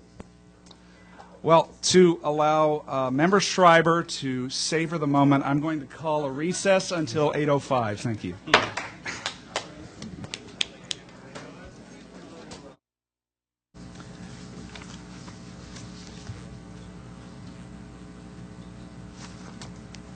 I'm going to call a meeting back to order. We move on to item 13, public hearing on adoption of 2009-2010 budget. I declare that hearing open. We do not have any speakers to that. Are there any members of the public who would like to speak to the 2009-2010 budget? Especially if they want to make donations. Yeah. Okay, I declare the hearing closed. Item 14, adoption of Resolution 2009-164, approving adopted budget as the district's official budget for 2009-2010. I'm asking for a motion to discuss and approve. Motion to approve. Second. Okay. Okay. I turn this over to Mr. Patterson. Thank you. Although somebody already stole my line, I must have been mistaken. I thought the crowd was here to hear about the budget, but I know that we all have our roles to play, so I'll try to play mine. We actually are here to adopt the 2009-10 budget. You all know that it looks like this. I want to commend Patty Floyd and her staff who do a Herculean job putting it all together, the amount of details and work. And I want to also recognize my secretary, Catherine Mellick, who pulls this together under the dealing and managing a very unwieldy and demanding boss. And Patty and her crew do the same thing. Now, we're actually here to, there's a tale of two budgets. The budget we are going to adopt tonight, and I think we need to pause and talk about it because this district, as all others, we're faced with very significant, daunting deficits, and we've handled it in about the best way we can handle that. Unfortunately, we also have to talk about the next budget, which as soon as the state decides what they're going to do with our revenue, we're going to be right back into that. Unfortunately, that's going to be the second half of my presentation tonight. This package is complete, and there are a lot of slides in here I'm not even going to pause on. I don't even know if you're going to see them when I go through them, because a lot of it is information that is not changed, such as our guiding principles, the assumptions that we've gone through, but I think I'm going to highlight a few things that are worth noting for the record. But the documentation will all be here in this package, and certainly if I fly by anything that you do want to note or talk about, let me know. And I'm not even going to talk about the agenda because you're going to see it, but here's the overall budget picture. We do have a balanced budget, but we've got an eye on the governor's May revised proposals, and they're significant. We're going to talk about that. But we have resolved deficits both in the year in which we're in, 08-09. Keep in mind that ends in about 20 days. Our revenue was cut this year, and it may be cut again, but we resolved significant deficits both in this year and next. Scott? Yes, sir. You said it may be cut again. Money that either is in the pipeline that we're supposed to get for 2008-9. Yes, sir. We could face a cut or at least a take back of some of that money, correct? Yes, sir. Do we have any idea? We do. We're going to talk about that. It's going to be later, right? Yeah, it's going to I be knew here. that. I was just checking. I do want to note, though, where we are. It's a bit of a milestone to have balanced the budget where we are. Unfortunately, we're going to have to move off of that. And like I say, if the May revise is proposed anywhere near what the governor is proposing, we are going to have to take additional action.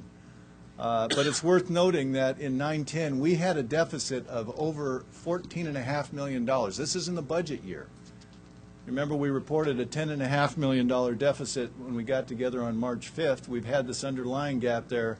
And at the time we did the deficit projection on March 5th, we'd not completed our detailed budgeting exercises, such that when we did, we ended up with a $14.5 million deficit. How did we solve that?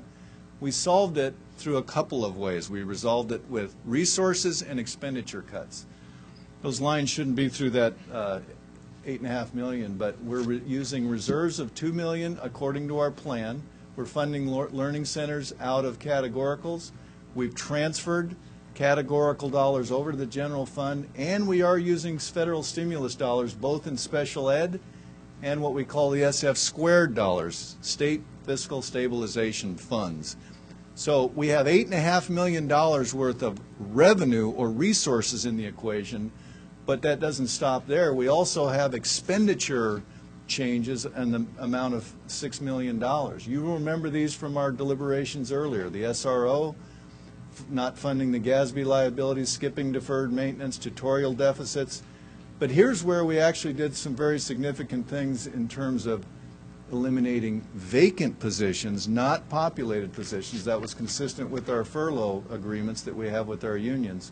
We did raise class size both in the regular program and in class size reduction from 20 to 25. We scored $500,000 for starting school after Labor Day, and we've had some discussion, debate about that, and the 2-day furlough. Altogether, that's how we solved that deficit, and that's not insignificant. We did it without a significant loss of staff. The highlights here, there is some good stuff here, and I think we need to celebrate that, and we hope we can hang on to this stuff. We're maintaining our reserves. We've got learning centers, 5 learning centers next year, because we're still pushing on fifth-year seniors, people who need alternate learning styles, and maintaining learning for the kids, revenue for the district. That's how we're going to continue to push on those. We've got dollars in there for a literacy pilot program, training support on the technology side as we roll out the new computers and laptops and technology in the classroom.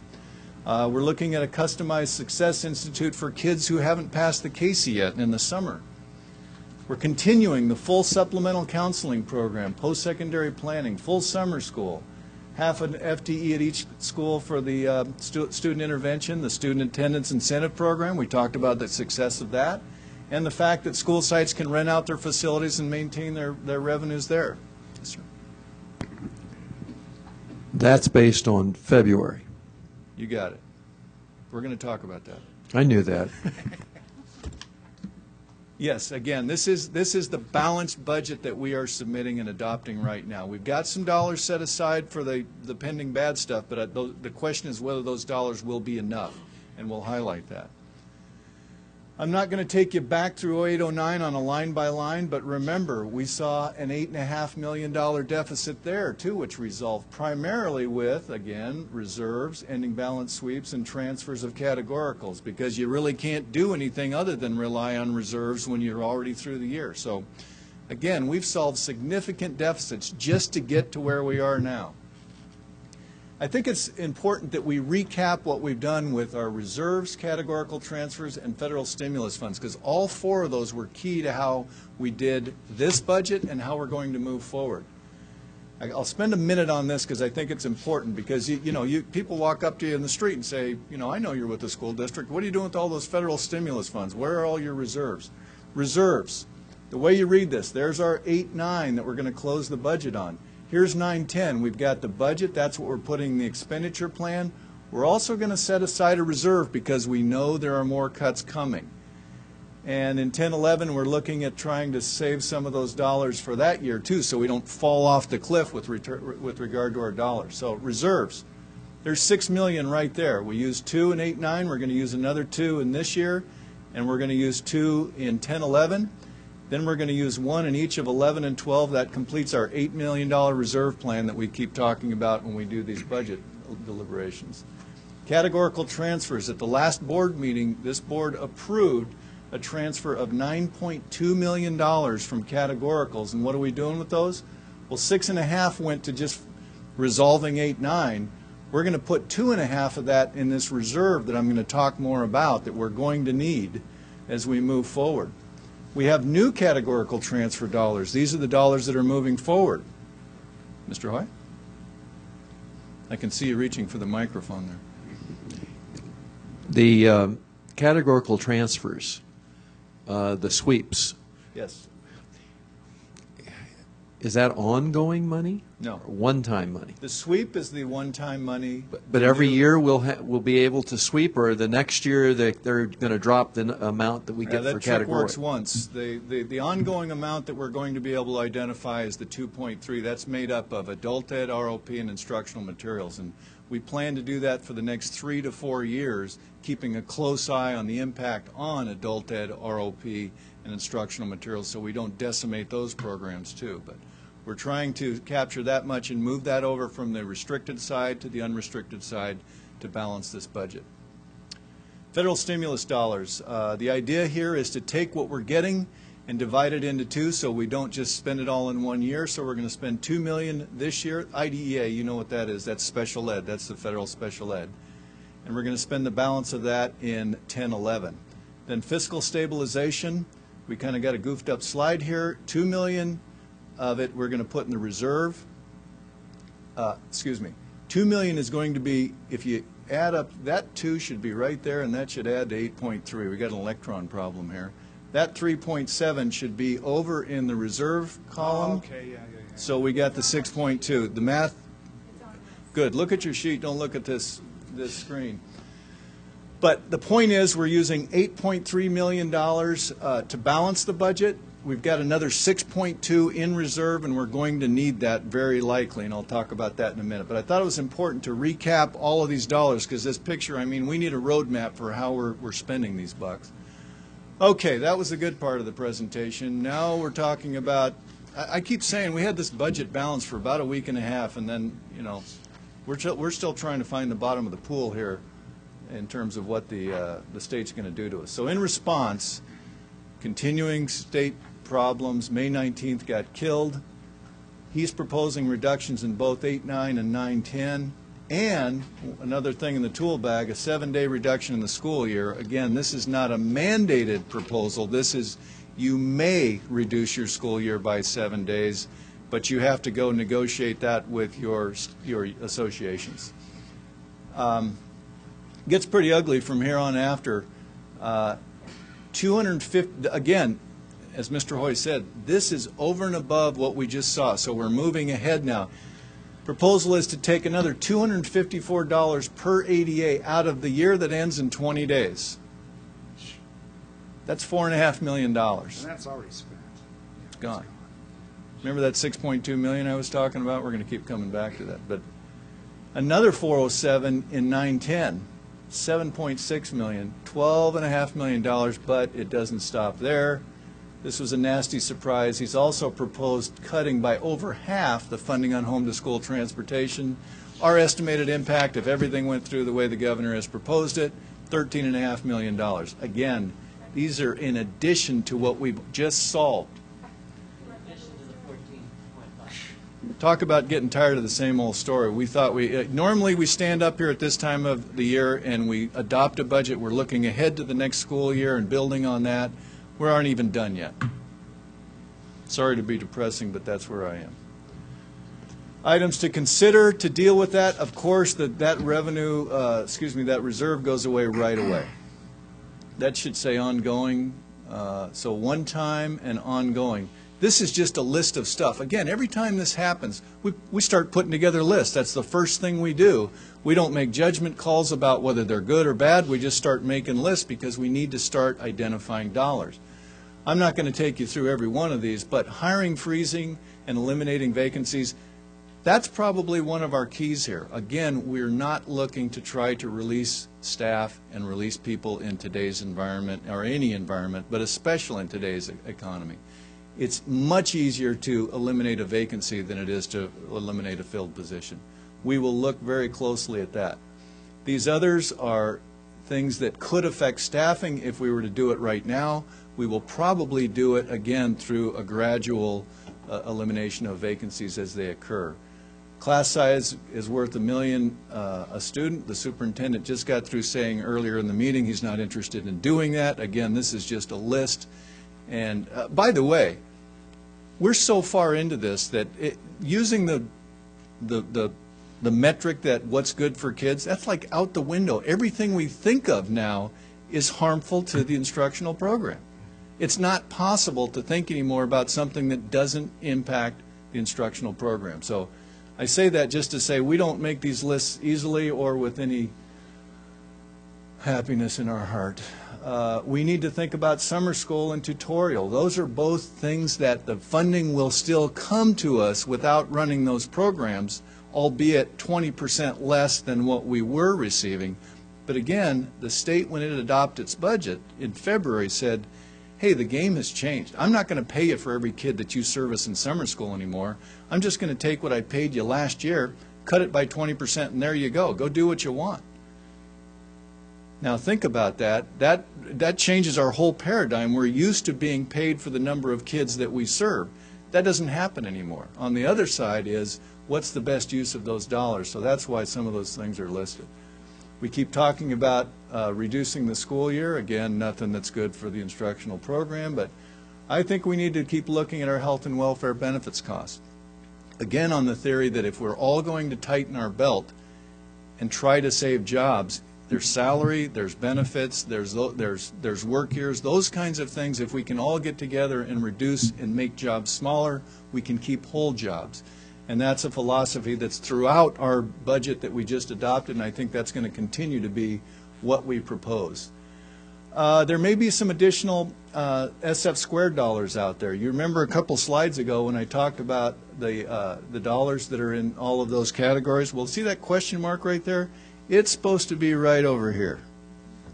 Meaning, we've received $5.7 million of fiscal stabilization money.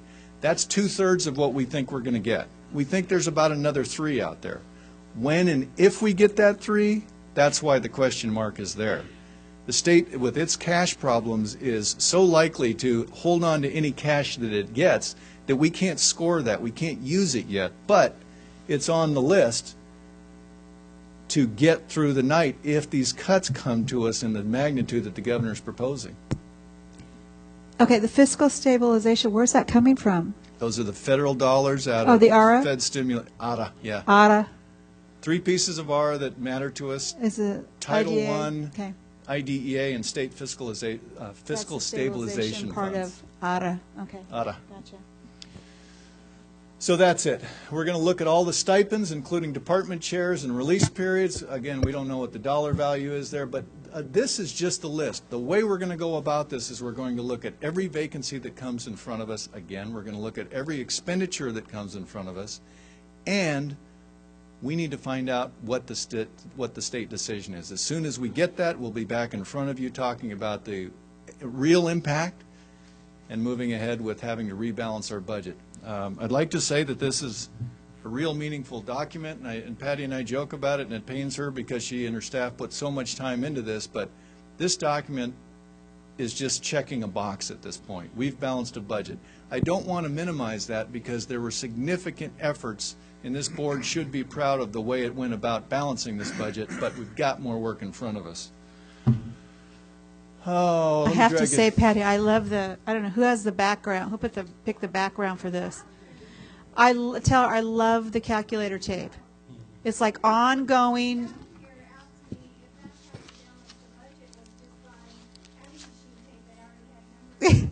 Well, it's almost, you know, you have to keep, exactly, keep running the tape.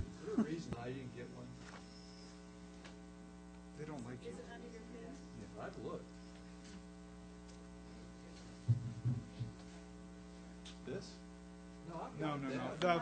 The PowerPoint. We've got him one. Okay. Let me give you one more headache.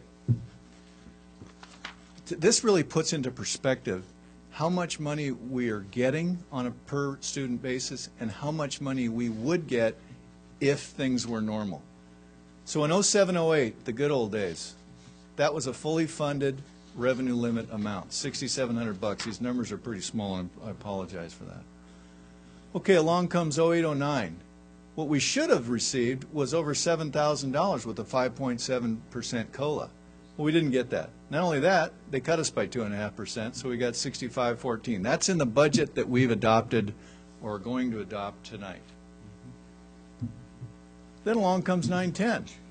We should have received another COLA of 4.5% and been up at $7,300. Well, we didn't get that. Oh, yeah, remember, we didn't get the 0809 COLA. Oh, yeah, we got to remember the 89 COLA. Oh, and let's take another % out of it. So instead of going up in our funding, we've been going down in our funding. Real cuts. But it doesn't stop there. Here's what the governor has proposed. Going from here to here, 6,500 to 6,200, and 6,400 to an even 6,000. Okay, so let's just for fun, let's do some math. The May revision, the governor's proposal, would result in a total revenue limit impact just in 0809 of $15 million. In other words, comparing that number that we should have received in the normal times, we know we're not in normal times, compared to what the governor's proposal, $15 million. In 910, if you do that same trick, compare that line to that line, multiply it by our ADA, $24.5 million. $40 million in 2 years. That's why we're dealing with such a significant budget issue. Told you it'd give you a headache. And I don't even want to take you through this, except the fact that it doesn't get any better in the out years. We were already projecting a deficit. If the governor's proposal comes along, we got more work ahead of us. I think that's real important, Scott, because even though we could have to come up with a maximum of 12.5 million this year. We have to be wise enough in how we budget to have an eye on 10-11, because we don't want to get into the situation where we use all our dollars in 9-10 and wind up making serious cuts in 10-11, and 10-11 is a January away. We'd be sitting in here with another budget, and we're going to be sitting here talking about either we don't have to cut staff because of the steps we're taking, or we'd wind up with a rather draconian situation because we don't have any dollars left in order to balance this piece out. It's a good point. Anything that we do this year that's an ongoing savings or revenue helps that problem. If we do it with one-time solutions in 8-9, that leaves that whole problem there. So those are just the obligatory. These are things I'm just going to go right by. They document all the details in the budget. I think we need to talk about projected enrollment. We had an uptick there in 8-9 this year, due primarily to the efforts in the fifth-year seniors and dropouts. Whether we can sustain that or not, I don't know. We've projected about a 190 student decrease. If it comes in better than that, that's a little bit of good news for us. Remember, if we're down in 9-10 in terms of our enrollment, we get funded on the 8-9 enrollment base.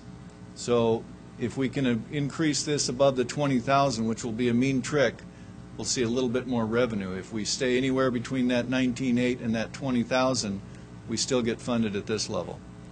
And then a gradual decline. Again, we hope we can beat those numbers.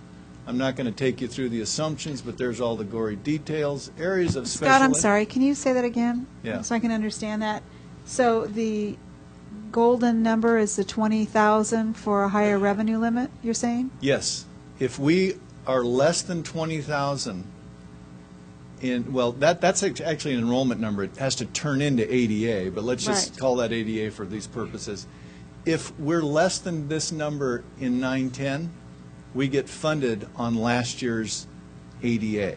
Oh, okay. So what I was saying is if we exceed the 20,000 in 9-10, we'll get paid on that amount. But if we're anywhere between the 19.8 and the 20,000, we still get paid on the 20,000.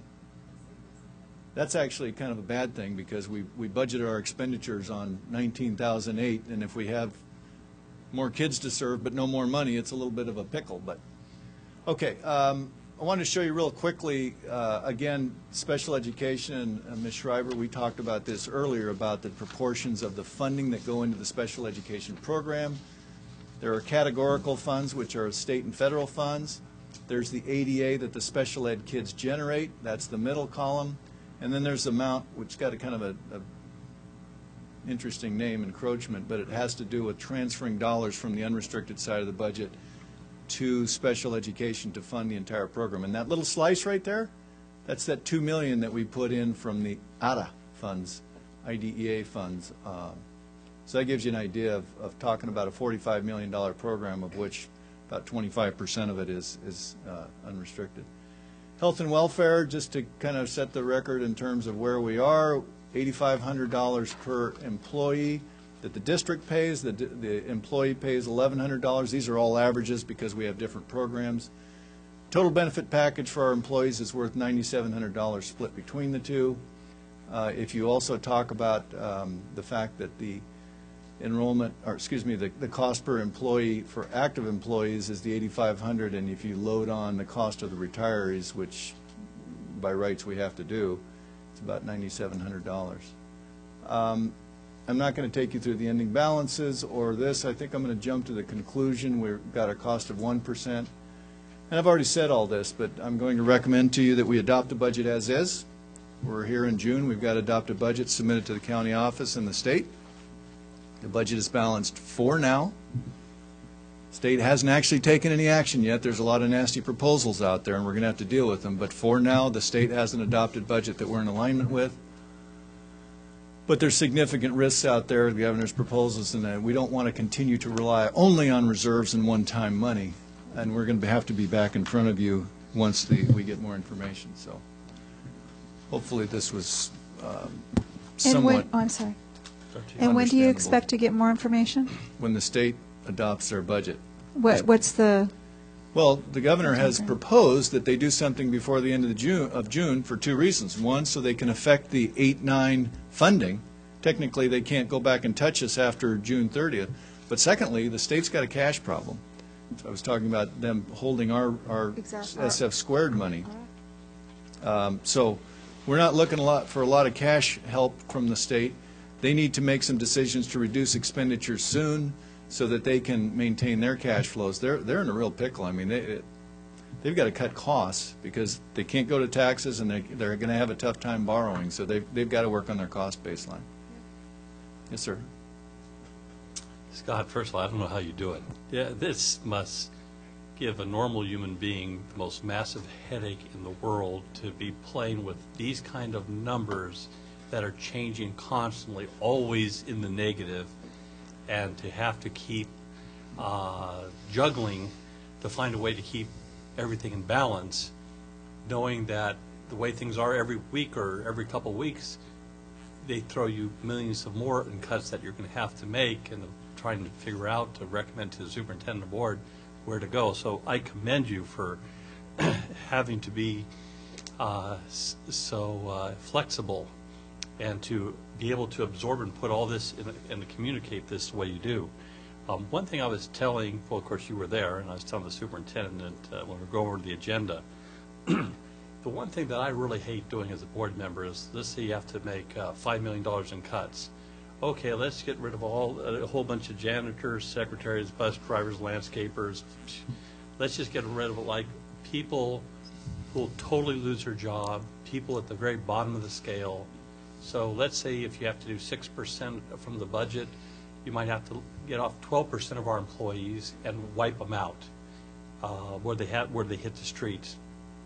To the extent that, like, and I think the president supports this, we all share a little bit. You know what I mean? We all maybe all sacrifice a little furlough days. We maybe a few % cut in salary. We do something where we share the pain. Everybody shares a little, but we don't want to just wipe people out, especially people who can least afford to be unemployed. You know, my bias is that we save every job possible, if it's humanly possible. Yep. that nobody says, you're not cutting me one bit. Yep. I'm not giving up anything. Well, you know, I think that's not the right attitude to have. That's my own personal opinion. Well, we agree with you, and I think this board has demonstrated that as we've moved through this process, and I appreciate your comments. And we do not like, I don't like coming here and telling you these stories, but we need to deal with the facts as they are, as we think we're going to deal with them. But we do think that everybody tightening their belt a little bit, getting through these tough times is the right thing to do, and we look forward to better times when we can start compensating people again and adding some more new and exciting programs, but we're just not in that time right now. The state's running out of cash. Where are we? We're getting lower than we were. We actually are doing projections of our general fund cash standing on its own, and we see that we probably go negative in the August timeframe, which means that we will have to look at other internal funds to see if we can bring dollars over to the general fund to keep paying our bills. We do have some reserves in Fund 17 and some in Fund 40. We do need to stay away from our bond funds. The taxpayers voted for the bond funds to be used, earn interest until they're used on the facilities projects that they've asked for. We are going to be looking very seriously next year at whether we need to do an external borrowing. And the third option that we would have is to approach the county treasurer and ask for some short-term internal borrowing there too. But yeah, things are not as we used to have a much better cash cushion than we're looking forward to now. Scott, have any of the other districts looked to the Treasury of the County Board of Education? County Treasury? Yeah, there have been a couple of overtures in that regard. I don't know if any have been actually implemented at this point. I think that quite frankly, they would like to see you do an external borrowing first. Okay. I think that if we get in that situation, if we can make the case that it's going to be very short-term in nature and not 10, 11 months, that we might be able to persuade them to provide us some short-term loans. And what's happening with the state matching funds for facilities? They're nowhere to be seen. I mean, we're still looking at probably a year at least, but that's a forecast at this point. We're having to rely quite heavily on our own bond funds to do projects that we had thought we were going to have the state matching funds to do. Right. So there too, we're looking very carefully at how those projects are time phased out. Right. We're also, just since you brought it up, we've got some concerns about the assessed valuations in the district. We're looking at probably a 5% reduction in our assessed valuation of our property in East County. This is people who are going and having their property tax baselines reassessed. That might have an impact on our ability to sell bond funds next year. Remember, we sold 60 a couple months ago, 60 million. That's our first tranche. We were looking at our second tranche in maybe July of 10 of about 40 million. We're re-looking at that. We may not be able to pull that off as quickly as possible, so we may need to re-time phase some of our bond projects. What was that earmarked for? That was some of the state, when they were in the market a couple of months ago. Yeah, they were using those to fund some of the overdue, past due payments that we were not a part of. Oh, okay. We didn't get any of that. Okay. When I was up in Sacramento with CSBA, it's pretty hard when the day I was up there, we're lobbying for education dollars. Health, HSA was up there lobbying for health, and the correctional, and met with Senator Hollingsworth, and we're 40% of the budget. Mental health, right. HSA is about 20%, and correctional is about 10%. Yeah, that sounds right. Yeah, and you just think about, and they're all being lobbied and trying to juggle these, like we are down here. We got ourselves in these positions through not being lean during good times, if you will, and should have salted some of that away. Yeah. Yeah. So, thank you, Scott. Patty, thank you. Well, we thank you for your patience as we go through this, and again, I apologize for kind of a two-sided story here, but it is what it is, and we'll be back to you as soon as we can. But we would recommend and ask for your support and adoption of the budget in front of you.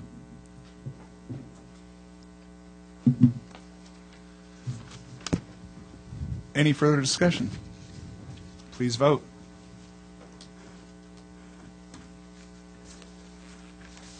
Motion passes 5-0.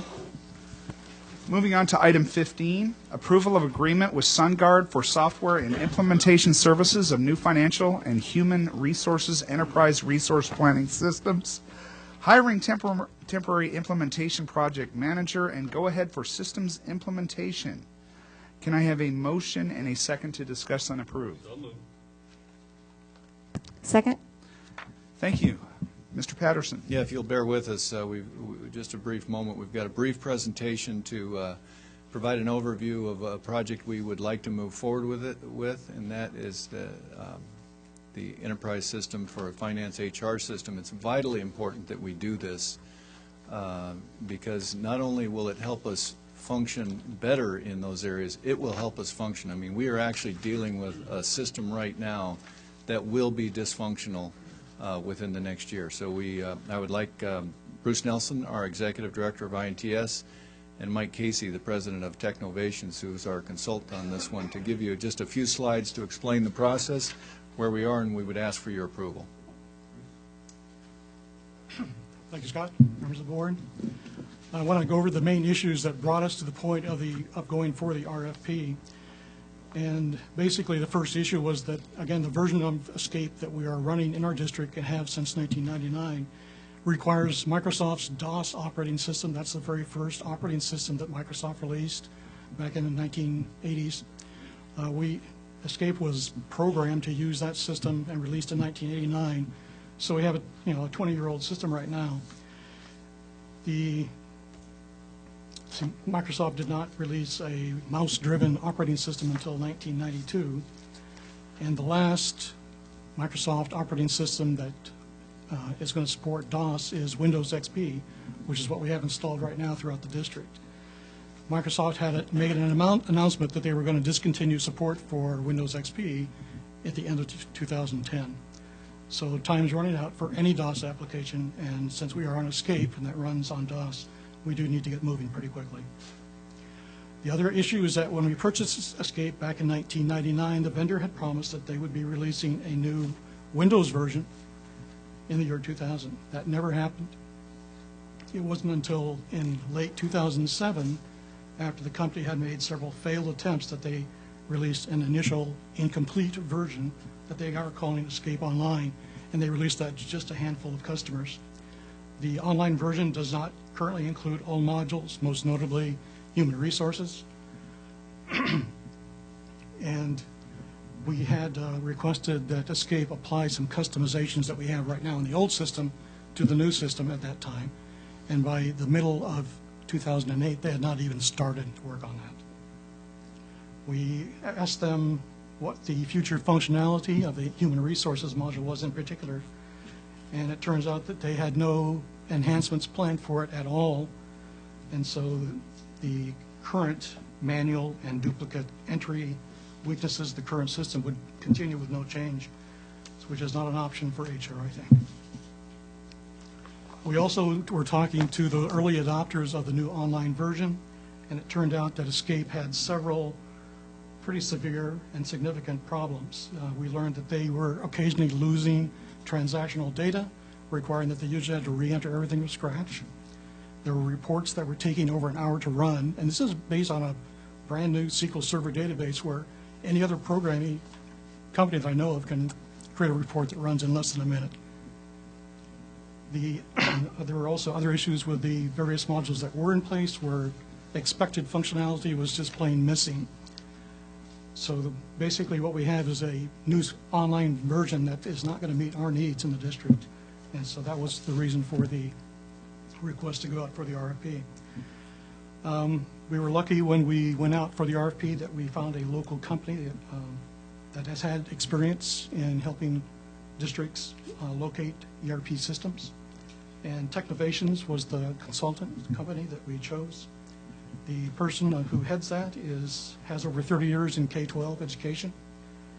He's currently the Director of Technology at Del Mar Union School District. Prior to that was the Executive Director of Information Technology for San Diego City Schools. And so I'm going to have Mike Casey come in and present the rest of the presentation. Good evening. Thank you. As Bruce said, I have a lot of experience in ERP systems, having implemented them, as well as helping school districts select products and helping school districts who've gotten into trouble with ERP systems find their way through those troubles as they go through it. So it just surprises me, it just amazes me, in fact, to watch Scott stand up and give a presentation about all the financial data, considering I'm somewhat familiar with the financial system you're using. It just behooves me how he does that with that system that he has. It's extremely difficult to get information out, and he's spending hours and hours and hours that hopefully by implementing this we will be able to save those time and people's efforts and be able to help you streamline a business. And I heard you talk about all the budget issues and all the things you're talking about. Hopefully, when you implement a system like this, you're really looking for efficiencies in your organization.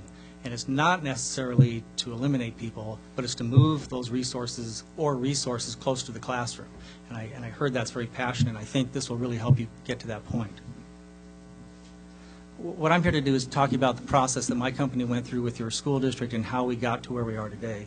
And it's really about the steps to finding a solution that's going to work for your school district, because different school districts would look for different types of solutions. Bruce did a good job of explaining the need. I'm just going to recap a couple of things. Really, you're at the end of the line. The new operating systems from Microsoft, Windows 7, Vista will not run this application anymore. So you're really at the end of the line of the application. You don't have web access. You don't have the reporting tools that you need. And your functionality for HR is really inadequate what you're doing. Most of the stuff that we observed in Steve's organization was very much a paper process. I don't believe you have position control that you can actually manage the positions in the school district in a very effective, efficient way. And by implementing an application like this, you really get your hands on what's really happening in your organization. Just a little bit before I go through the detailed process, this is kind of how we got to today.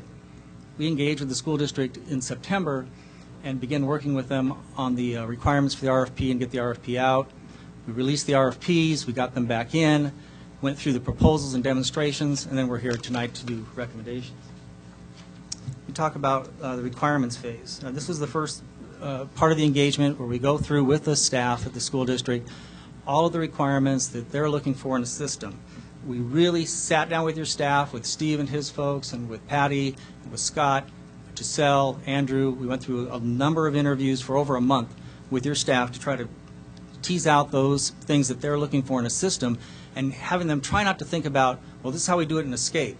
Just forget about Escape. How would you like to do that process? And we really focused around what your business is and how you should be transacting business within your school district. The other thing we look for in requirements is we're really looking at, in this district, for what we'd call a Tier 2 vendor. And a Tier 2 vendor has to do with the size of the organization, the number of employees that you'd have, how many business units you try to support. So that way you're sizing the application appropriately. So we didn't go after the Tier 1 vendors, which would be like the Oracle eSuites or SAP, which LA and the city and folks have been up on. PeopleSoft is the other Tier 1 vendor, which we have in San Diego, and the county of San Diego uses it for some of their functions. So really we're looking for that Tier 2 product that you could afford and be able to maintain and support. As part of the process, we developed the RFP, working with the school district. We published that RFP, and we sent it out and got the bids back in and began the evaluation process. And I'll talk a little about that evaluation process. These are the key areas that we looked for in the evaluation. So we kind of looked at, in the requirements and the demos, what the responses were, and what my job was to provide the district with tools for how to evaluate these. So when you send out a document that has 1,000 requirements in it, how do you possibly bring that all in and make sense of that information? How did we help this? We helped the district go through the responses, the written proposals, and how do you rank those folks, and how do you score that? How do you go about that process? And then we were there for the demos, at all the demos. Again, we weren't there to pass judgment. We were there to define a process that is repeatable, that we can use, so that we can get results from that you can use and make sense of. The other pieces, of course, are the price. There's a cost associated with all of these systems. And looking at the references of the different vendors that submitted proposals. We got to the demonstration phase, which is after we've done a lot of the evaluation of the paper part, and we want to see the product. And these are the 4 different companies that we brought in for demonstrations. And as a result of all of the demonstrations and all the analysis, SunGuard was the product of choice by the school district. And we have a little bit about the company here. They are a Fortune 500 company. They are a Tier 2 vendor. They have been a leader in not only in ERP systems, but they have a good background in working with educational institutions, and they have over 40 clients in California. And I always look for those clients that are in California. We have our own account code structures we have to deal with. We have our own reporting rules we have to work with. So it's important to get someone that has experience in California. What the new system has many, many features. I think we just tried to highlight a couple of them here. One is it's web-based, so we don't have to worry about clients on machines. We can access this from anywhere, anytime, any place with the correct permissions and the right level of security. We don't have to have anything special to do this. Anything with a machine with a web browser will be able to run this application. It really helps folks out like Scott with some of the tools that he's looking for to do financial analysis, reporting, tracking your assets, and the key thing is having workflow between the different modules, so they're not a bunch of different silos in finance, so that you've got, you know, accounts payable and accounts receivable and your ledgers and all of that. They all function together, so you're not having to go into different parts of an application in order to figure out, look at 3 different screens. I was just helping Del Mar, where I work. We're trying to do some financial budgeting as well, and we have to print out 3 different screens from a system, then manually go key it into Excel to be able to make a slide that makes sense for normal folks at a board meeting, that we can show, here's what it costs to run a school, because you just can't get there from one system. So that's really important. The other key thing with human resources is trying to track all the Nickel-B requirements for your teachers. That's a huge effort. This is built into the system. And key, I think I mentioned this before, is position control, which I'm sure Steve and Scott are both looking for, and the self-service. And that's really a big winner for the employees, being able to do W-2 reissues online, being able to look at their paychecks online, and it cuts down a lot of the paper that you probably are having out there and a lot of labor that's going on in your organization. There are some ongoing savings in the system. And these were given to me by the district, that Escape is costing you about $74K a year. SunGuard ongoing costs are about $48,500, so there is a small annual savings. So that's a good thing. I mean, it's always good to have a small savings going forward. Okay, this is the part where we get a little scary. I want to talk about the risks of these systems. These systems are risky to put in. You can look to the north about 100 miles and see what happens when things fall apart.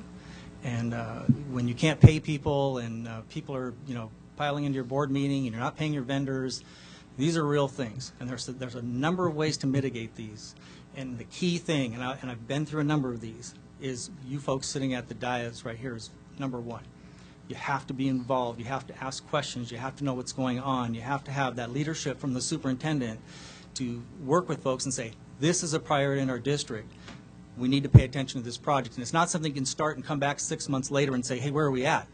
You know, you want to get that report from Scott or whoever's running this project on a, you know, bi-weekly basis. What's going on with the project? Are we on time? Are we on budget? Are we on task? And those are really key things. Another key thing is the change in the organization. We call it change management. Who's going to manage that change? Everyone's job in this school district will change. Every single person. There isn't one person that will be left unscathed or untouched by putting one of these systems in. How everybody does their job will be different. And it's going to feel strange to them, and it's going to feel uncomfortable to them. And it's really, you really need somebody out there being the cheerleaders and be the proponents of the system and saying, you know, this is really going to drive efficiency. This is really going to help us. Your job's going to feel different. We're not here to try to get rid of people. We're here to try to make our organization more efficient. And, you know, we may have some shifting going around, or you may do a little bit different job, but it's going to implement a lot of change in your organization. Third thing I have listed here is project management. You really need to have a very, very strong project manager that's your advocate for your school district. The SunGuard will bring in their project managers as well. You know, they're trying to put a product in. They're a very good company. They're going to try to do the best job they can. But you need to have your own advocate looking after your own best interests. And that's the person that you should be talking to consistently. Where are we at in the project? How are things going? And that project manager should have experience in implementing these systems. You don't want to get somebody in here as a project manager that's never done this before. This is not a place to cut your teeth on project management and on ERP systems. It's just too high of a risk. The fourth one, I have there is scope. You get into these projects and everybody goes, well, that's really neat. why don't we make it purple, or why don't we make it do this? And you need someone to say, no, we're putting in the system, this is the way it was designed, we're going to keep it as vanilla as possible, because the more customizations you do, it will cost you forever, because you have to maintain those customizations on an ongoing basis. SunGuard would be glad to do those customizations for you. They'd be happy to do them. But you try to do an upgrade, now you've got to upgrade those customizations, and again, you start digging yourself into a hole that pretty soon you've got a customized solution, and you really don't want to do that. You really want to stay as vanilla as possible. And the last part is the district staff, and it's really getting everybody on the same page that this is where we're going, and getting everybody on board. And again, they're going to be upset, they're going to be nervous. Again, it's part of that whole change process. There's a lot of numbers out there in the ERP world about failures, and a lot of them are urban legend. But I'll tell you, about half the projects fail, and the other half become challenged. So there's no such thing as a simple, easy implementation. You will have challenges, I guarantee you. The trick is having the right kind of leadership and the right kind of project management to work through those issues, and I think you've selected the right vendor to help you do that. That's my opinion, and I think these are all hard to do. And people, if you've never been through one, and Scott's lived through one, so he's well aware of what these things are like. They are very difficult projects because they just take apart the heart of the organization and you rebuild it. Some people refer to it as, building an airplane while you've already taken off. And you're fixing it or repairing it as you're flying along, and it's a bumpy ride. But it's again, having that leadership and good, strong project management. Well, you'll definitely get through it. Not a problem. Let's talk a little about what's next steps. A little road ahead slide here. So here's what's next. If you approve this at the school district, you start ordering hardware, and the vendor's ready to start coming in and start installing the hardware and getting the software up and going. Usually you would have a kickoff meeting sponsored by the superintendent. You bring in all the key stakeholders. You talk about the project, what everybody's role is, who's in charge, here's what's going on, and create that transparency throughout the project. In the background, folks are going to have to try to convert the data that's in Escape and get that moved into the new system. You go through a time period they call configuration. It's what knobs are we going to turn and how are we going to adjust the program to work for Grossmont. And then testing is very critical. And to me, parallel testing and payroll is absolutely mandatory. And I've worked on 3 different projects where they did not do that. And in every one of them, they were not paying somebody, and it was not a very good picture. I mean, you start having the press show up and people in your board meetings, and it's not a good thing. So you really have to do a very thorough payroll parallel testing process. And that really means do it the old way, do it the new way, match the numbers up at the end, see how far we're off, make adjustments, and you may have to go through that 2 or 3 iterations to make sure you're getting everybody paid. And then as you get near the end, you want your end user training as close to go live as possible. And looks like we're trying to make this go live on July 1 of 2010. And so when you go live on these projects, you either pick a fiscal year or you pick a calendar year. So you want to deal with the fiscal year being in 2 different systems, or I've got to deal with W-2s in 2 different systems and some of that reporting. So it makes sense here to do this on a July 1 kickoff go live. And that's the end of my presentation. And I'm open for questions, or Scott, I'll turn it over to you. Thanks, Mike, and thanks, Bruce. Very thorough presentation. Again, we're asking the board to do 3 things: approve our agreement with SunGuard, who's been selected, allow us to move forward with the hiring of the temporary project manager. This project manager will be with us through go live and probably a couple months after, and also just the formal go ahead on the project. So with that, we turn it back over to the board.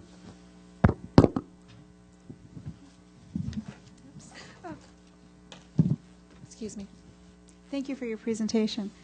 I'm thrilled about this, having sat in on a couple meetings with Bruce and the superintendent and Scott, and looking at some of the compliance issues that we have to meet, and we're using an archaic system to do it.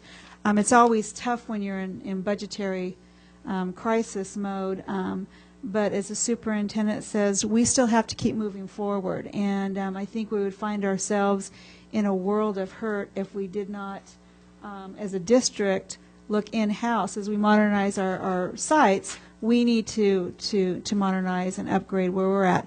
on the modules, when you talk about that, I too have been in the private sector where you had all these modules and none of them talk to each other, and so we've been dealing in that kind of environment for so long, and it's just so non-efficient or productive. And so I think it's exciting. What's the support for this right now? Is there some enthusiasm knowing this is possibly coming online? I would think it would be a relief, but change is always difficult. Our district went through the Power School change. Do you remember Power School? Oh yeah. Well, we didn't have the support. It didn't do what they said it was going to do, and our sites were very frustrated. Jim, you remember we went out and walked and visited our principals, and the nightmare. But I think that as we met with Bruce and stuff, there's so many things that are going to be advantageous to this, to moving forward. And I think, like you said, the teamwork, getting the staff on board, project manager, and carrying this vision forward, because it's going to bring a lot of pieces together, and we're going to be much more efficient. And it's not eliminating jobs. It is doing jobs more efficiently within the districts or the department. So I'm excited about this, and I just want to know what the kind of feedback is in anticipation of the new system. Well, I certainly think that the people in finance, financial operations, and HR, purchasing, and the rest that have been very close to it and went through all of the effort and pain and agony of all the reviews and the demonstrations clearly believe that we've landed on the right product and the right provider. Mike's absolutely right that there's a lot of tough work in front of us, but I think they see the potential for what it's going to be able to do to us. I think it's also fair to say that we need to roll it out in a much wider circle to the people at the school sites, and like Mike says, the people who will be using this system on an ongoing basis. There are going to be some bumps in the road, but I think they're going to be happy in the end. Just a couple of comments. We don't have an HR system. We're a district in many instances that either has no operating system, which is unique, or we have operating systems that are non-functional or soon to be non-functional. So our options are fairly limited. I guess what I'm most sensitive to is the issue of failure and systems failure and those pieces. And I'm sensitive to them only because I lived through the largest failure, I think, in educational history. Is it the largest? I think it probably is, yes. Oh, okay. It is, yeah. And so I saw the mistakes that were made in the system from day one. But the single greatest mistake, go back a slide. No, go forward. Yeah, go one more. Go up again. I'm sorry. The people who implemented it. You want to know why the mistakes were made? The people who implemented it. Warning sign after warning sign from principals, teachers, clerks, secretaries were simply ignored. They were simply not listened to. The attitude was, hey, we got the system, we know what we're doing, you're just a clerk in a school or something, and you don't know anything. And I think maybe more than anything else, therein lay the seeds of just destruction of the system. So I have a particular interest in ensuring that these types of systems don't fail. And I'll share some more of my experience as we go on with that. I had a follow-up question. When we archive records and stuff, is that the why we need the web-based? Or, I mean, how do you archive with this system? So the web-based part is really just the user experience, Okay, and the lack of not having to have special equipment or special software loaded on the machines to use it. So anything that has a web browser, you can use this application. I'm not positive how you archive data now. Mr. Nelson would have to tell you that. But within these systems, it's built in with the system. You archive X number of years in the system, then you can roll it off to, some other media at some point when you have your 7 years of financial or how many X number of years of student, which you can never get rid of, or other HR information, which you tend to keep around a long time on your employees. But Mr. Nelson, do you want to address the archiving?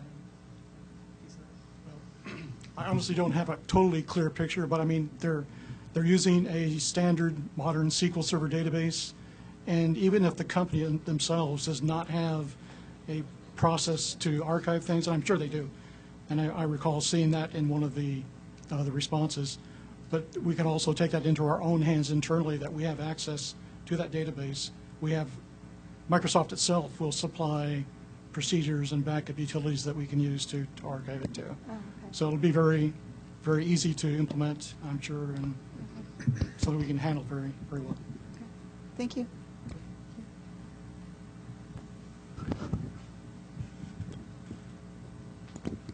All I have to know, and I'm very serious about this, all I have to know is Bruce Nelson supports it, that my decision's made. I know what happened when we got hit with that Power School version 0, and those who were around knew we were like, we almost lost $3 million like that because the state was not going to verify our attendance records because of our computer system. And there's staff from all the campuses complaining that they could not get the thing to work. And then I credit Bruce Nelson as being the man who saved the district. So he has my unlimited respect and support, and we could have closed, as far as I'm concerned, we could have closed as soon as he spoke.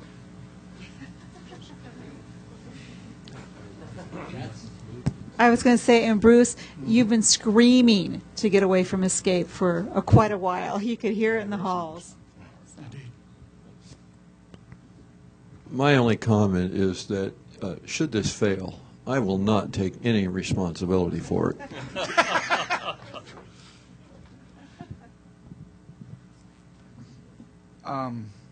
As a recovered accountant myself, I want to, my respect for Scott and his team has doubled tonight. Just knowing that you have to, in effect, you're doing like triple or quadruple duty on the budget. I mean, traditionally, you might do a budget and revise it once and you're done. And this is sort of a constantly moving target. Working with a DOS system, I cannot imagine how cumbersome this process is. Having worked for a bank that's gone through a couple conversions, I also understand the risks of data loss or those other things. I think you have 10 or 11 schools in California that use this. What districts? No, districts. I assume Del Mar is one of them, but no, oh, they're not. Actually, not. Okay, what other school districts? Are there any others in San Diego County that? Yeah, Chula Vista. Okay. Is a customer. We also have Orange County Department of Education. We have several other county offices of education as well as other districts. Mm-hmm. So we have over 40 districts that are using the product. I mean, I'm completely in support of this. I also understand that the implementation is going to at least double your workload again for the 3 to 6 months of that intensive. We've got everything lined up, and you implement it, and it's oops, what leaks? And I understand that whole process. So words escape me to think that we are on an accounting system that uses DOS. But I don't want to relive that whole discussion or go there. So without objection, I'd like to call the question. Okay, please vote. Motion passes 5-0. Item 16, approval of monthly financial overview for the period ending April 30th, 2009. Could I have a motion and second to discuss and approve? So moved. Second. Discussion. Please vote. Passes 5-0. Item 17, ratification of change orders approved pursuant to Resolution 2008-116. Motion to second and approve, please. Motion to approve. Second. Discussion? Scott, did you want to talk about what we talked about on the risk thing? Sure. You may see in the change order report that we're eliminating what's called builder's risk insurance out of several of the contracts. We found that in our specifications we had asked each of the contractors to cover the whole job, which was a flat error. We found the error, and we are crediting back out that insurance. We put that insurance on one of the contractors and took it out of the other contractors and have eliminated that error in our specifications. So that's the reason for that. Thank you. Please vote. Passes 5-0. Item 18, adoption of Resolution 2009-165, reauthorizing delegation of power to contract to the superintendent of Grossmont Union High School District or designee. Motion and second to discuss and approve, please. Motion to second. Discussion? Please vote. Passes 5-0. Item 19, adoption of Resolution 2009-166, reauthorizing delegation of authority in regard to bidding and management of Proposition H and U and other capital improvement projects. A motion and second, please. Motion to approve. Second. Discussion? Please vote. Passes 5-0. B, Educational Services. Item 1 was deleted. Number 2, approval of first reading of Board Policy and Administrative Regulation 6173.1, Education for Foster Youth. Option to waive the second reading. Can I have a motion to discuss and approve, please? Motion to approve with the option to waive the second reading. To include waiving the second reading? Second. Discussion? Please vote.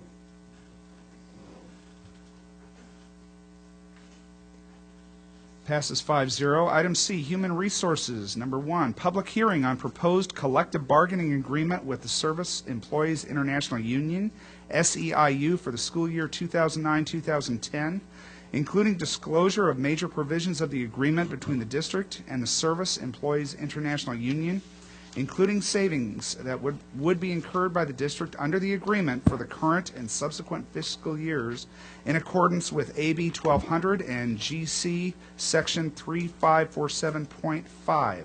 I declare the hearing open. Are there any speakers? Hearing no speakers, I declare the hearing closed. Item 2, ratification and approval of agreement to accept 2 unpaid furlough days for the 2009-2010 school year by the membership of the Service Employees International Union, SEIU Local 221. Can I have a motion and second to discuss and approve? Motion to approve. Second. Mr. President. Yes. The next 6 items all seem to be related and fairly similar. They're dealing with the different unions and furlough days, and collective bargaining. Can they be lumped together in one vote, or do we have to vote them all separately? We have one more public hearing. There's public hearings. Okay. I think procedurally I've got to go through the hearings even if nobody comes forward to speak to any of them. I'm sorry. Yeah. Oh, I see only one public hearing, that's number 3. But anyways, whatever. I know we have a whole bunch more. Oh, I'll be a fast reader. Okay, good. Where are we here? Let's put it all on the consent agenda. I think we have a motion on the floor to approve. Yes, we do. And a second. Is there any further discussion? Please vote. Passes 5-0. Item 3, public hearing on proposed collective bargaining agreement with the California School Employees Association, CSEA, for school year 2009-2010, including disclosure of major provisions of the agreement between the district and CSEA, including savings that would be incurred by the district under the agreement for the current and subsequent fiscal years in accordance with AB 1200 and GC Section 3547.5. I declare the hearing open. Are there any speakers? Hearing none, I declare the hearing closed. Item 4, Ratification and approval of agreement to accept 2 unpaid furlough days for the 2009-2010 school year by the membership of the California School Employees Association, CSEA Chapter 443. Can I have a motion and second to discuss and approve, please? Is this where we can make the motion to do it, Member Kelly said, 4 through 7? I'm sorry. No, 4 through 7. Yeah, 4 through 7. Is that good? Okay, we can move to approve 4 through 7 as a single. Do I need to read those aloud, or? Oh, as noted in the agenda, can I have a motion to approve items 4 through 7? As noted in the agenda, yes. Is that acceptable? Motion to approve. If Debbie's okay with it, I'm okay with it. Okay, any discussion on any of those items? I'm sorry, the motion was made by Ms. Schreiber, seconded by Member Kelly. Discussion? Please vote. Passes 5-0. Debbie, you just make sure none of us get 2 to 5 in a big house, okay? We want to make sure we're legal. That's all I care about. Item C1, appointment of Matthew Plummer, Grossmont High School, as student representative to the governing board, and Andrew Blank, Steel Canyon High School, as alternate student board representative for the 2009-2010 school year. Can I have a motion to discuss and approve? So moved. Second. Discussion? C1. C1. Is it D1? Okay. Got to deal with that script writer. Okay, D1. We have a motion on the floor. Any discussion?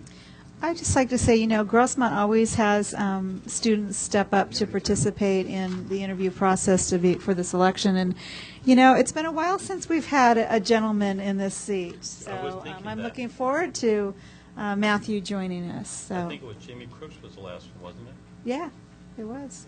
I think Jamie. No, Mike Edwards.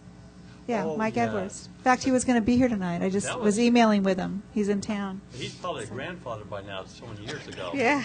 No, I bet Brian, what's Brian Wheeler? I think he's a dad. So, isn't that funny? Anyway, I just thought I'd say it's been a while since we've had a gentleman join us as a student board rep. So. Is that right? Wow. Any further discussion? Please vote. Passes 5-0. Item 9, consolidated agenda. The consolidated motion expedites board action on all agenda items which are not held for discussion. Items not held will be approved as written as part of the consolidated agenda.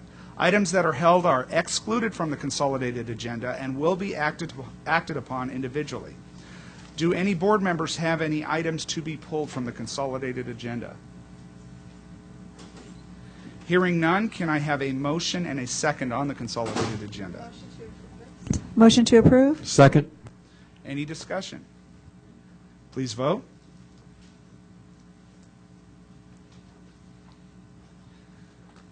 Passes 5-0. Item 11, board member reports. I call upon each board member to report. Starting with Ms. Schreiber. Thank you. Well, of course, the graduations are always great this time of year, and had the opportunity to go to one of my favorites, which is Chaparral. And, when we were at the adult education graduations last night, you kind of think about the different stories and lives that each one of these students have had dealt to them, and their overcoming them is just remarkable. And I know that all of our regular comprehensive high schools, each of our students have a story and the life issues, and it's just a proud moment to be able to give the diplomas out. I had the opportunity to co-present or co-diplomatize at El Cap with Mr. Shield. And that was great. And then Granite Hills is always. That's a new one, huh? Yeah, well, it's Menopause Monopoly or Scrabble, something like that. But anyway, they're always a great time, and also had the opportunity to be a part of the Helix Senior Project as a judge, I think my 5th or 6th year, and you know, it's amazing. It's come a long way since the first time I was there, and they were just somewhat getting that under their belt as well.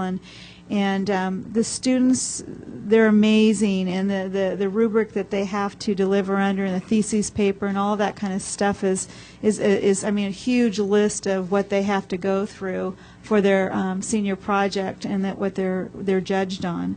And I think it really helps to prepare the students for job interviews and standing up and speaking in front of people, and then to field questions also from the judges. So just real quick, we had one of the students who made lacrosse practice jerseys for his whole team, and due to the budget cuts, he thought that would be a great way to help his team and also do a senior project as well.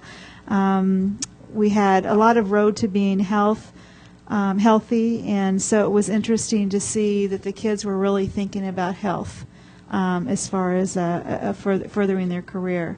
So that was great. And then also I just really do want to thank the board for the opportunity to be your delegate to the California School Boards Assembly Lobby Day in Sacramento. As I said, we visited our legislators and met with senators and assemblymen across the aisle. And it was very interesting to see that they are just so struggling with the issues that they face across the aisle, and they just have a real passion for education. But this is the situation they're in. So there wasn't many things that we could say. We just went in and told our own stories from our own districts, and cutting ROP and different things like that in the adult education, and talking about how the enrollment's gone up in these downturn economic times, and now we can't, service them as well. And then just the different programs and issues we talked about, they were all very sympathetic. It was interesting, a couple of the points at the CSBA conference. They were talking about a constitutional convention that's been kicked around. I don't know, Scott, have you heard about that? Oh, really? Have you, Bob? Very interesting. They had two speakers that talked about a California constitutional convention. And basically, so the delegates talked about, they had breakout sessions and talked about what would that constitutional convention look like. And for the most part, everybody stayed on task. It was about the restructure of the government and funding and things like that, without people bringing in some of the rabbit trails and some of the social issues that, legislation just needs to think about what they need to be focused on budget reforms. And I think I met with Mark Weiland, and he said he was looking at carrying a bill forward that would help support funding of our state matching funds for construction. That once we promise that, we should make sure we have reserves for that. But where am I going with this? One of the things they also said, CSBA delegate. One of the things that was set up there when they talked about the Constitutional Convention is there's strong push to undermine the 2/3 on the voting. But what's interesting, CSBA Scott Plotkin said the 2/3 that they had in place in the very beginning, that seemed to always help the legislators move to the center and move to a place of not compromise, but really working out the differences and coming up with some ways to make the ends meet, or come up with a solution. Now that there's such an ideological divide and those type of things that are going on in Sacramento, that's why the 2/3 is under attack and probably a threat. But there was a time when it meant something and it served the legislation well, and it would be nice if we could keep that intact. But that's one of the concerns as far as the Constitutional Convention, is some of those type of long-standing legal things that we have in place, or thresholds that we have in place, could be dismantled. But I thought it was interesting. I thought it would be exciting to live during a time of a constitutional convention and really discuss how our state functions and how they budget and those type of things. So it was very interesting. I'm not relating it as well, but it is on the CSBA website, so you can go there. But thank you for the opportunity to be a part of that and represent the Grossmont District to our legislators and tell our story. Thank you. I just want to congratulate and to celebrate with the Alpine community, part of our district. It's going to be exciting to see this new facility and the way we can use computer-based, student-centered learning that will be, I think, a lighthouse and a model that can be used across the nation. And so that is a real exciting prospect for me. I want to say that I'm going to always push against increasing class size. It is just too detrimental to the students. They need that interaction with teachers. And so somehow we're going to have to find a way to share the pain rather than just fire teachers. We can't do that. And then third, we just always need to remember it's about the kids. Everything we do has to be about the kids. And in a financial time, it's sometimes hard to remember that, but we have to. Thank you. Well said. Two things. First of all, Mr. Superintendent, if you could let me know the latest on that West Hills family and the CIF decision, if you've got one. Was it good or bad? Was it thumbs up or thumbs down? It's good and bad. Good and bad. The good is going to the school is no problem. Any type of athletic eligibility is an issue. Okay. Even if there's in the school district that doesn't offer that sport. Oh, man. Ouch. Okay, well, that's... But we did go to the wall. Well, I appreciate that.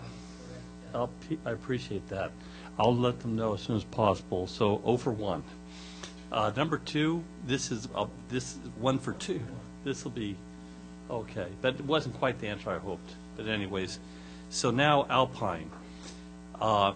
It is amazing how this ended tonight. What a roller coaster! What a wild up and down we have gone through for years, and it ended so perfectly tonight. One of the gentlemen, I won't give his name just in case he doesn't want to be quoted, one of the leaders of Alpine came up to me tonight. He says, guess how many times the community of Alpine has come together on any issue? He said, never.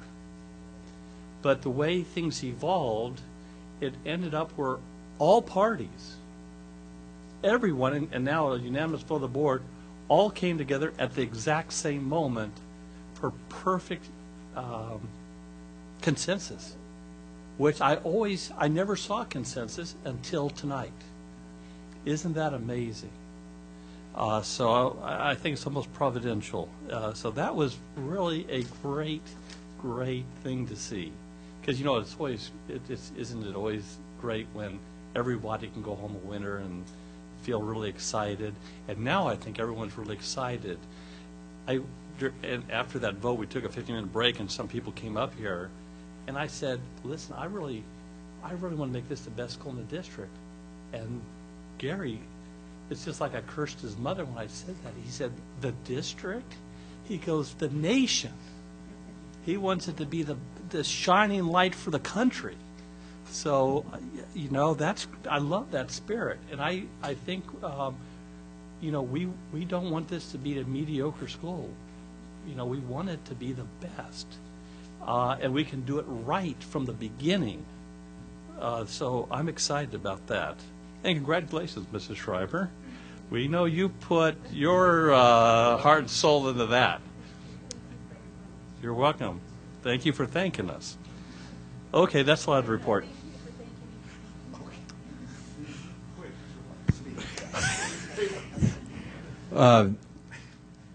A couple of things. I want Alpine to be an outstanding school like all the schools in our district. But I also want to point out that I don't want them quite as good as Santana.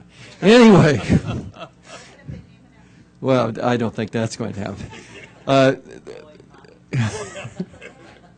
They've already named one, Hoylix. Anyway, do not write that down, Lionel. Erase that. Erase that. I'm very happy about how things went tonight with Alpine, but I also attended a number of graduations, and I really enjoy going to graduations. I went to the Grossmont Middle College this year. I hadn't been there, and that was kind of fun. And I did West Hills and Santana. I think that stands out in my mind is how polite the kids were. So many of them thanked me as I handed them, and then they tried to rip my hand off. I bet you're talking about West Hills. West Hills, Scott and I didn't split the 540 graduates. We shook every single hand, and my hand was swollen at the end of the night. Now, Scott's wasn't, but that's because Scott's a much stronger and younger man than I am. But anyway, that being said, I thought we had a good night tonight, and I'm really happy for Alpine. I'd simply like to thank the other board members up here for bringing such a consensus and a positive result. I appreciate and for your leadership. Absolutely. Thank you. Are there any items requested for future board meetings? With that, I'm sorry. Just informational, because we've talked about this. Is there a way that we can get a list of who's on the school board at Liberty High School and who would be on the board of this Magna Carta? I think both Helix and Steel Canyon you can get online, but I just, and maybe how they select their board members. Can I follow up on that? At one time were you rotating? I tried to ask that earlier. You were rotating to the charter schools? We rotate. Meetings? We have individuals who are at the charter school board meetings. They're not members. Right. But we will get you the information, who's on the board, what the schedule for rotating is or monitoring the board meetings are. So we'll get that out to you. We're meeting on that in the next cabinet meeting. And to follow up on that, I know we got the minutes of their meeting or their agenda. I would just prefer at the minutes or afterwards that we got a summary from whoever went to that board meeting, because just to highlight, a lot of it's academic and administrative, but just to highlight some of the new things they're talking about, or maybe something that the board should be concerned about. Just executive summary. Thank you.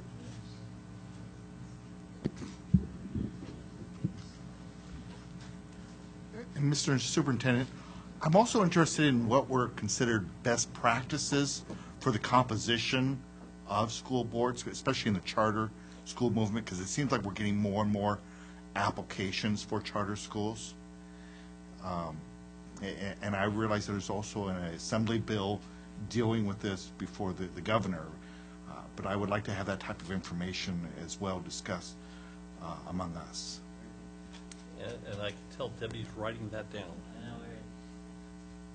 And I can thank you. I'd like to thank you for the little black box. Oh, yes. We like the black box. We like the black box. Yes. That's cool. When I push it, it works. It works. That's important. Yeah. Thank you. Yeah, because that's the other one. I would push it. Okay. Meeting adjourned, right? Can I? And we move back to closed session. Okay, let's see. That should go till 2 o'clock. I guess, Brian.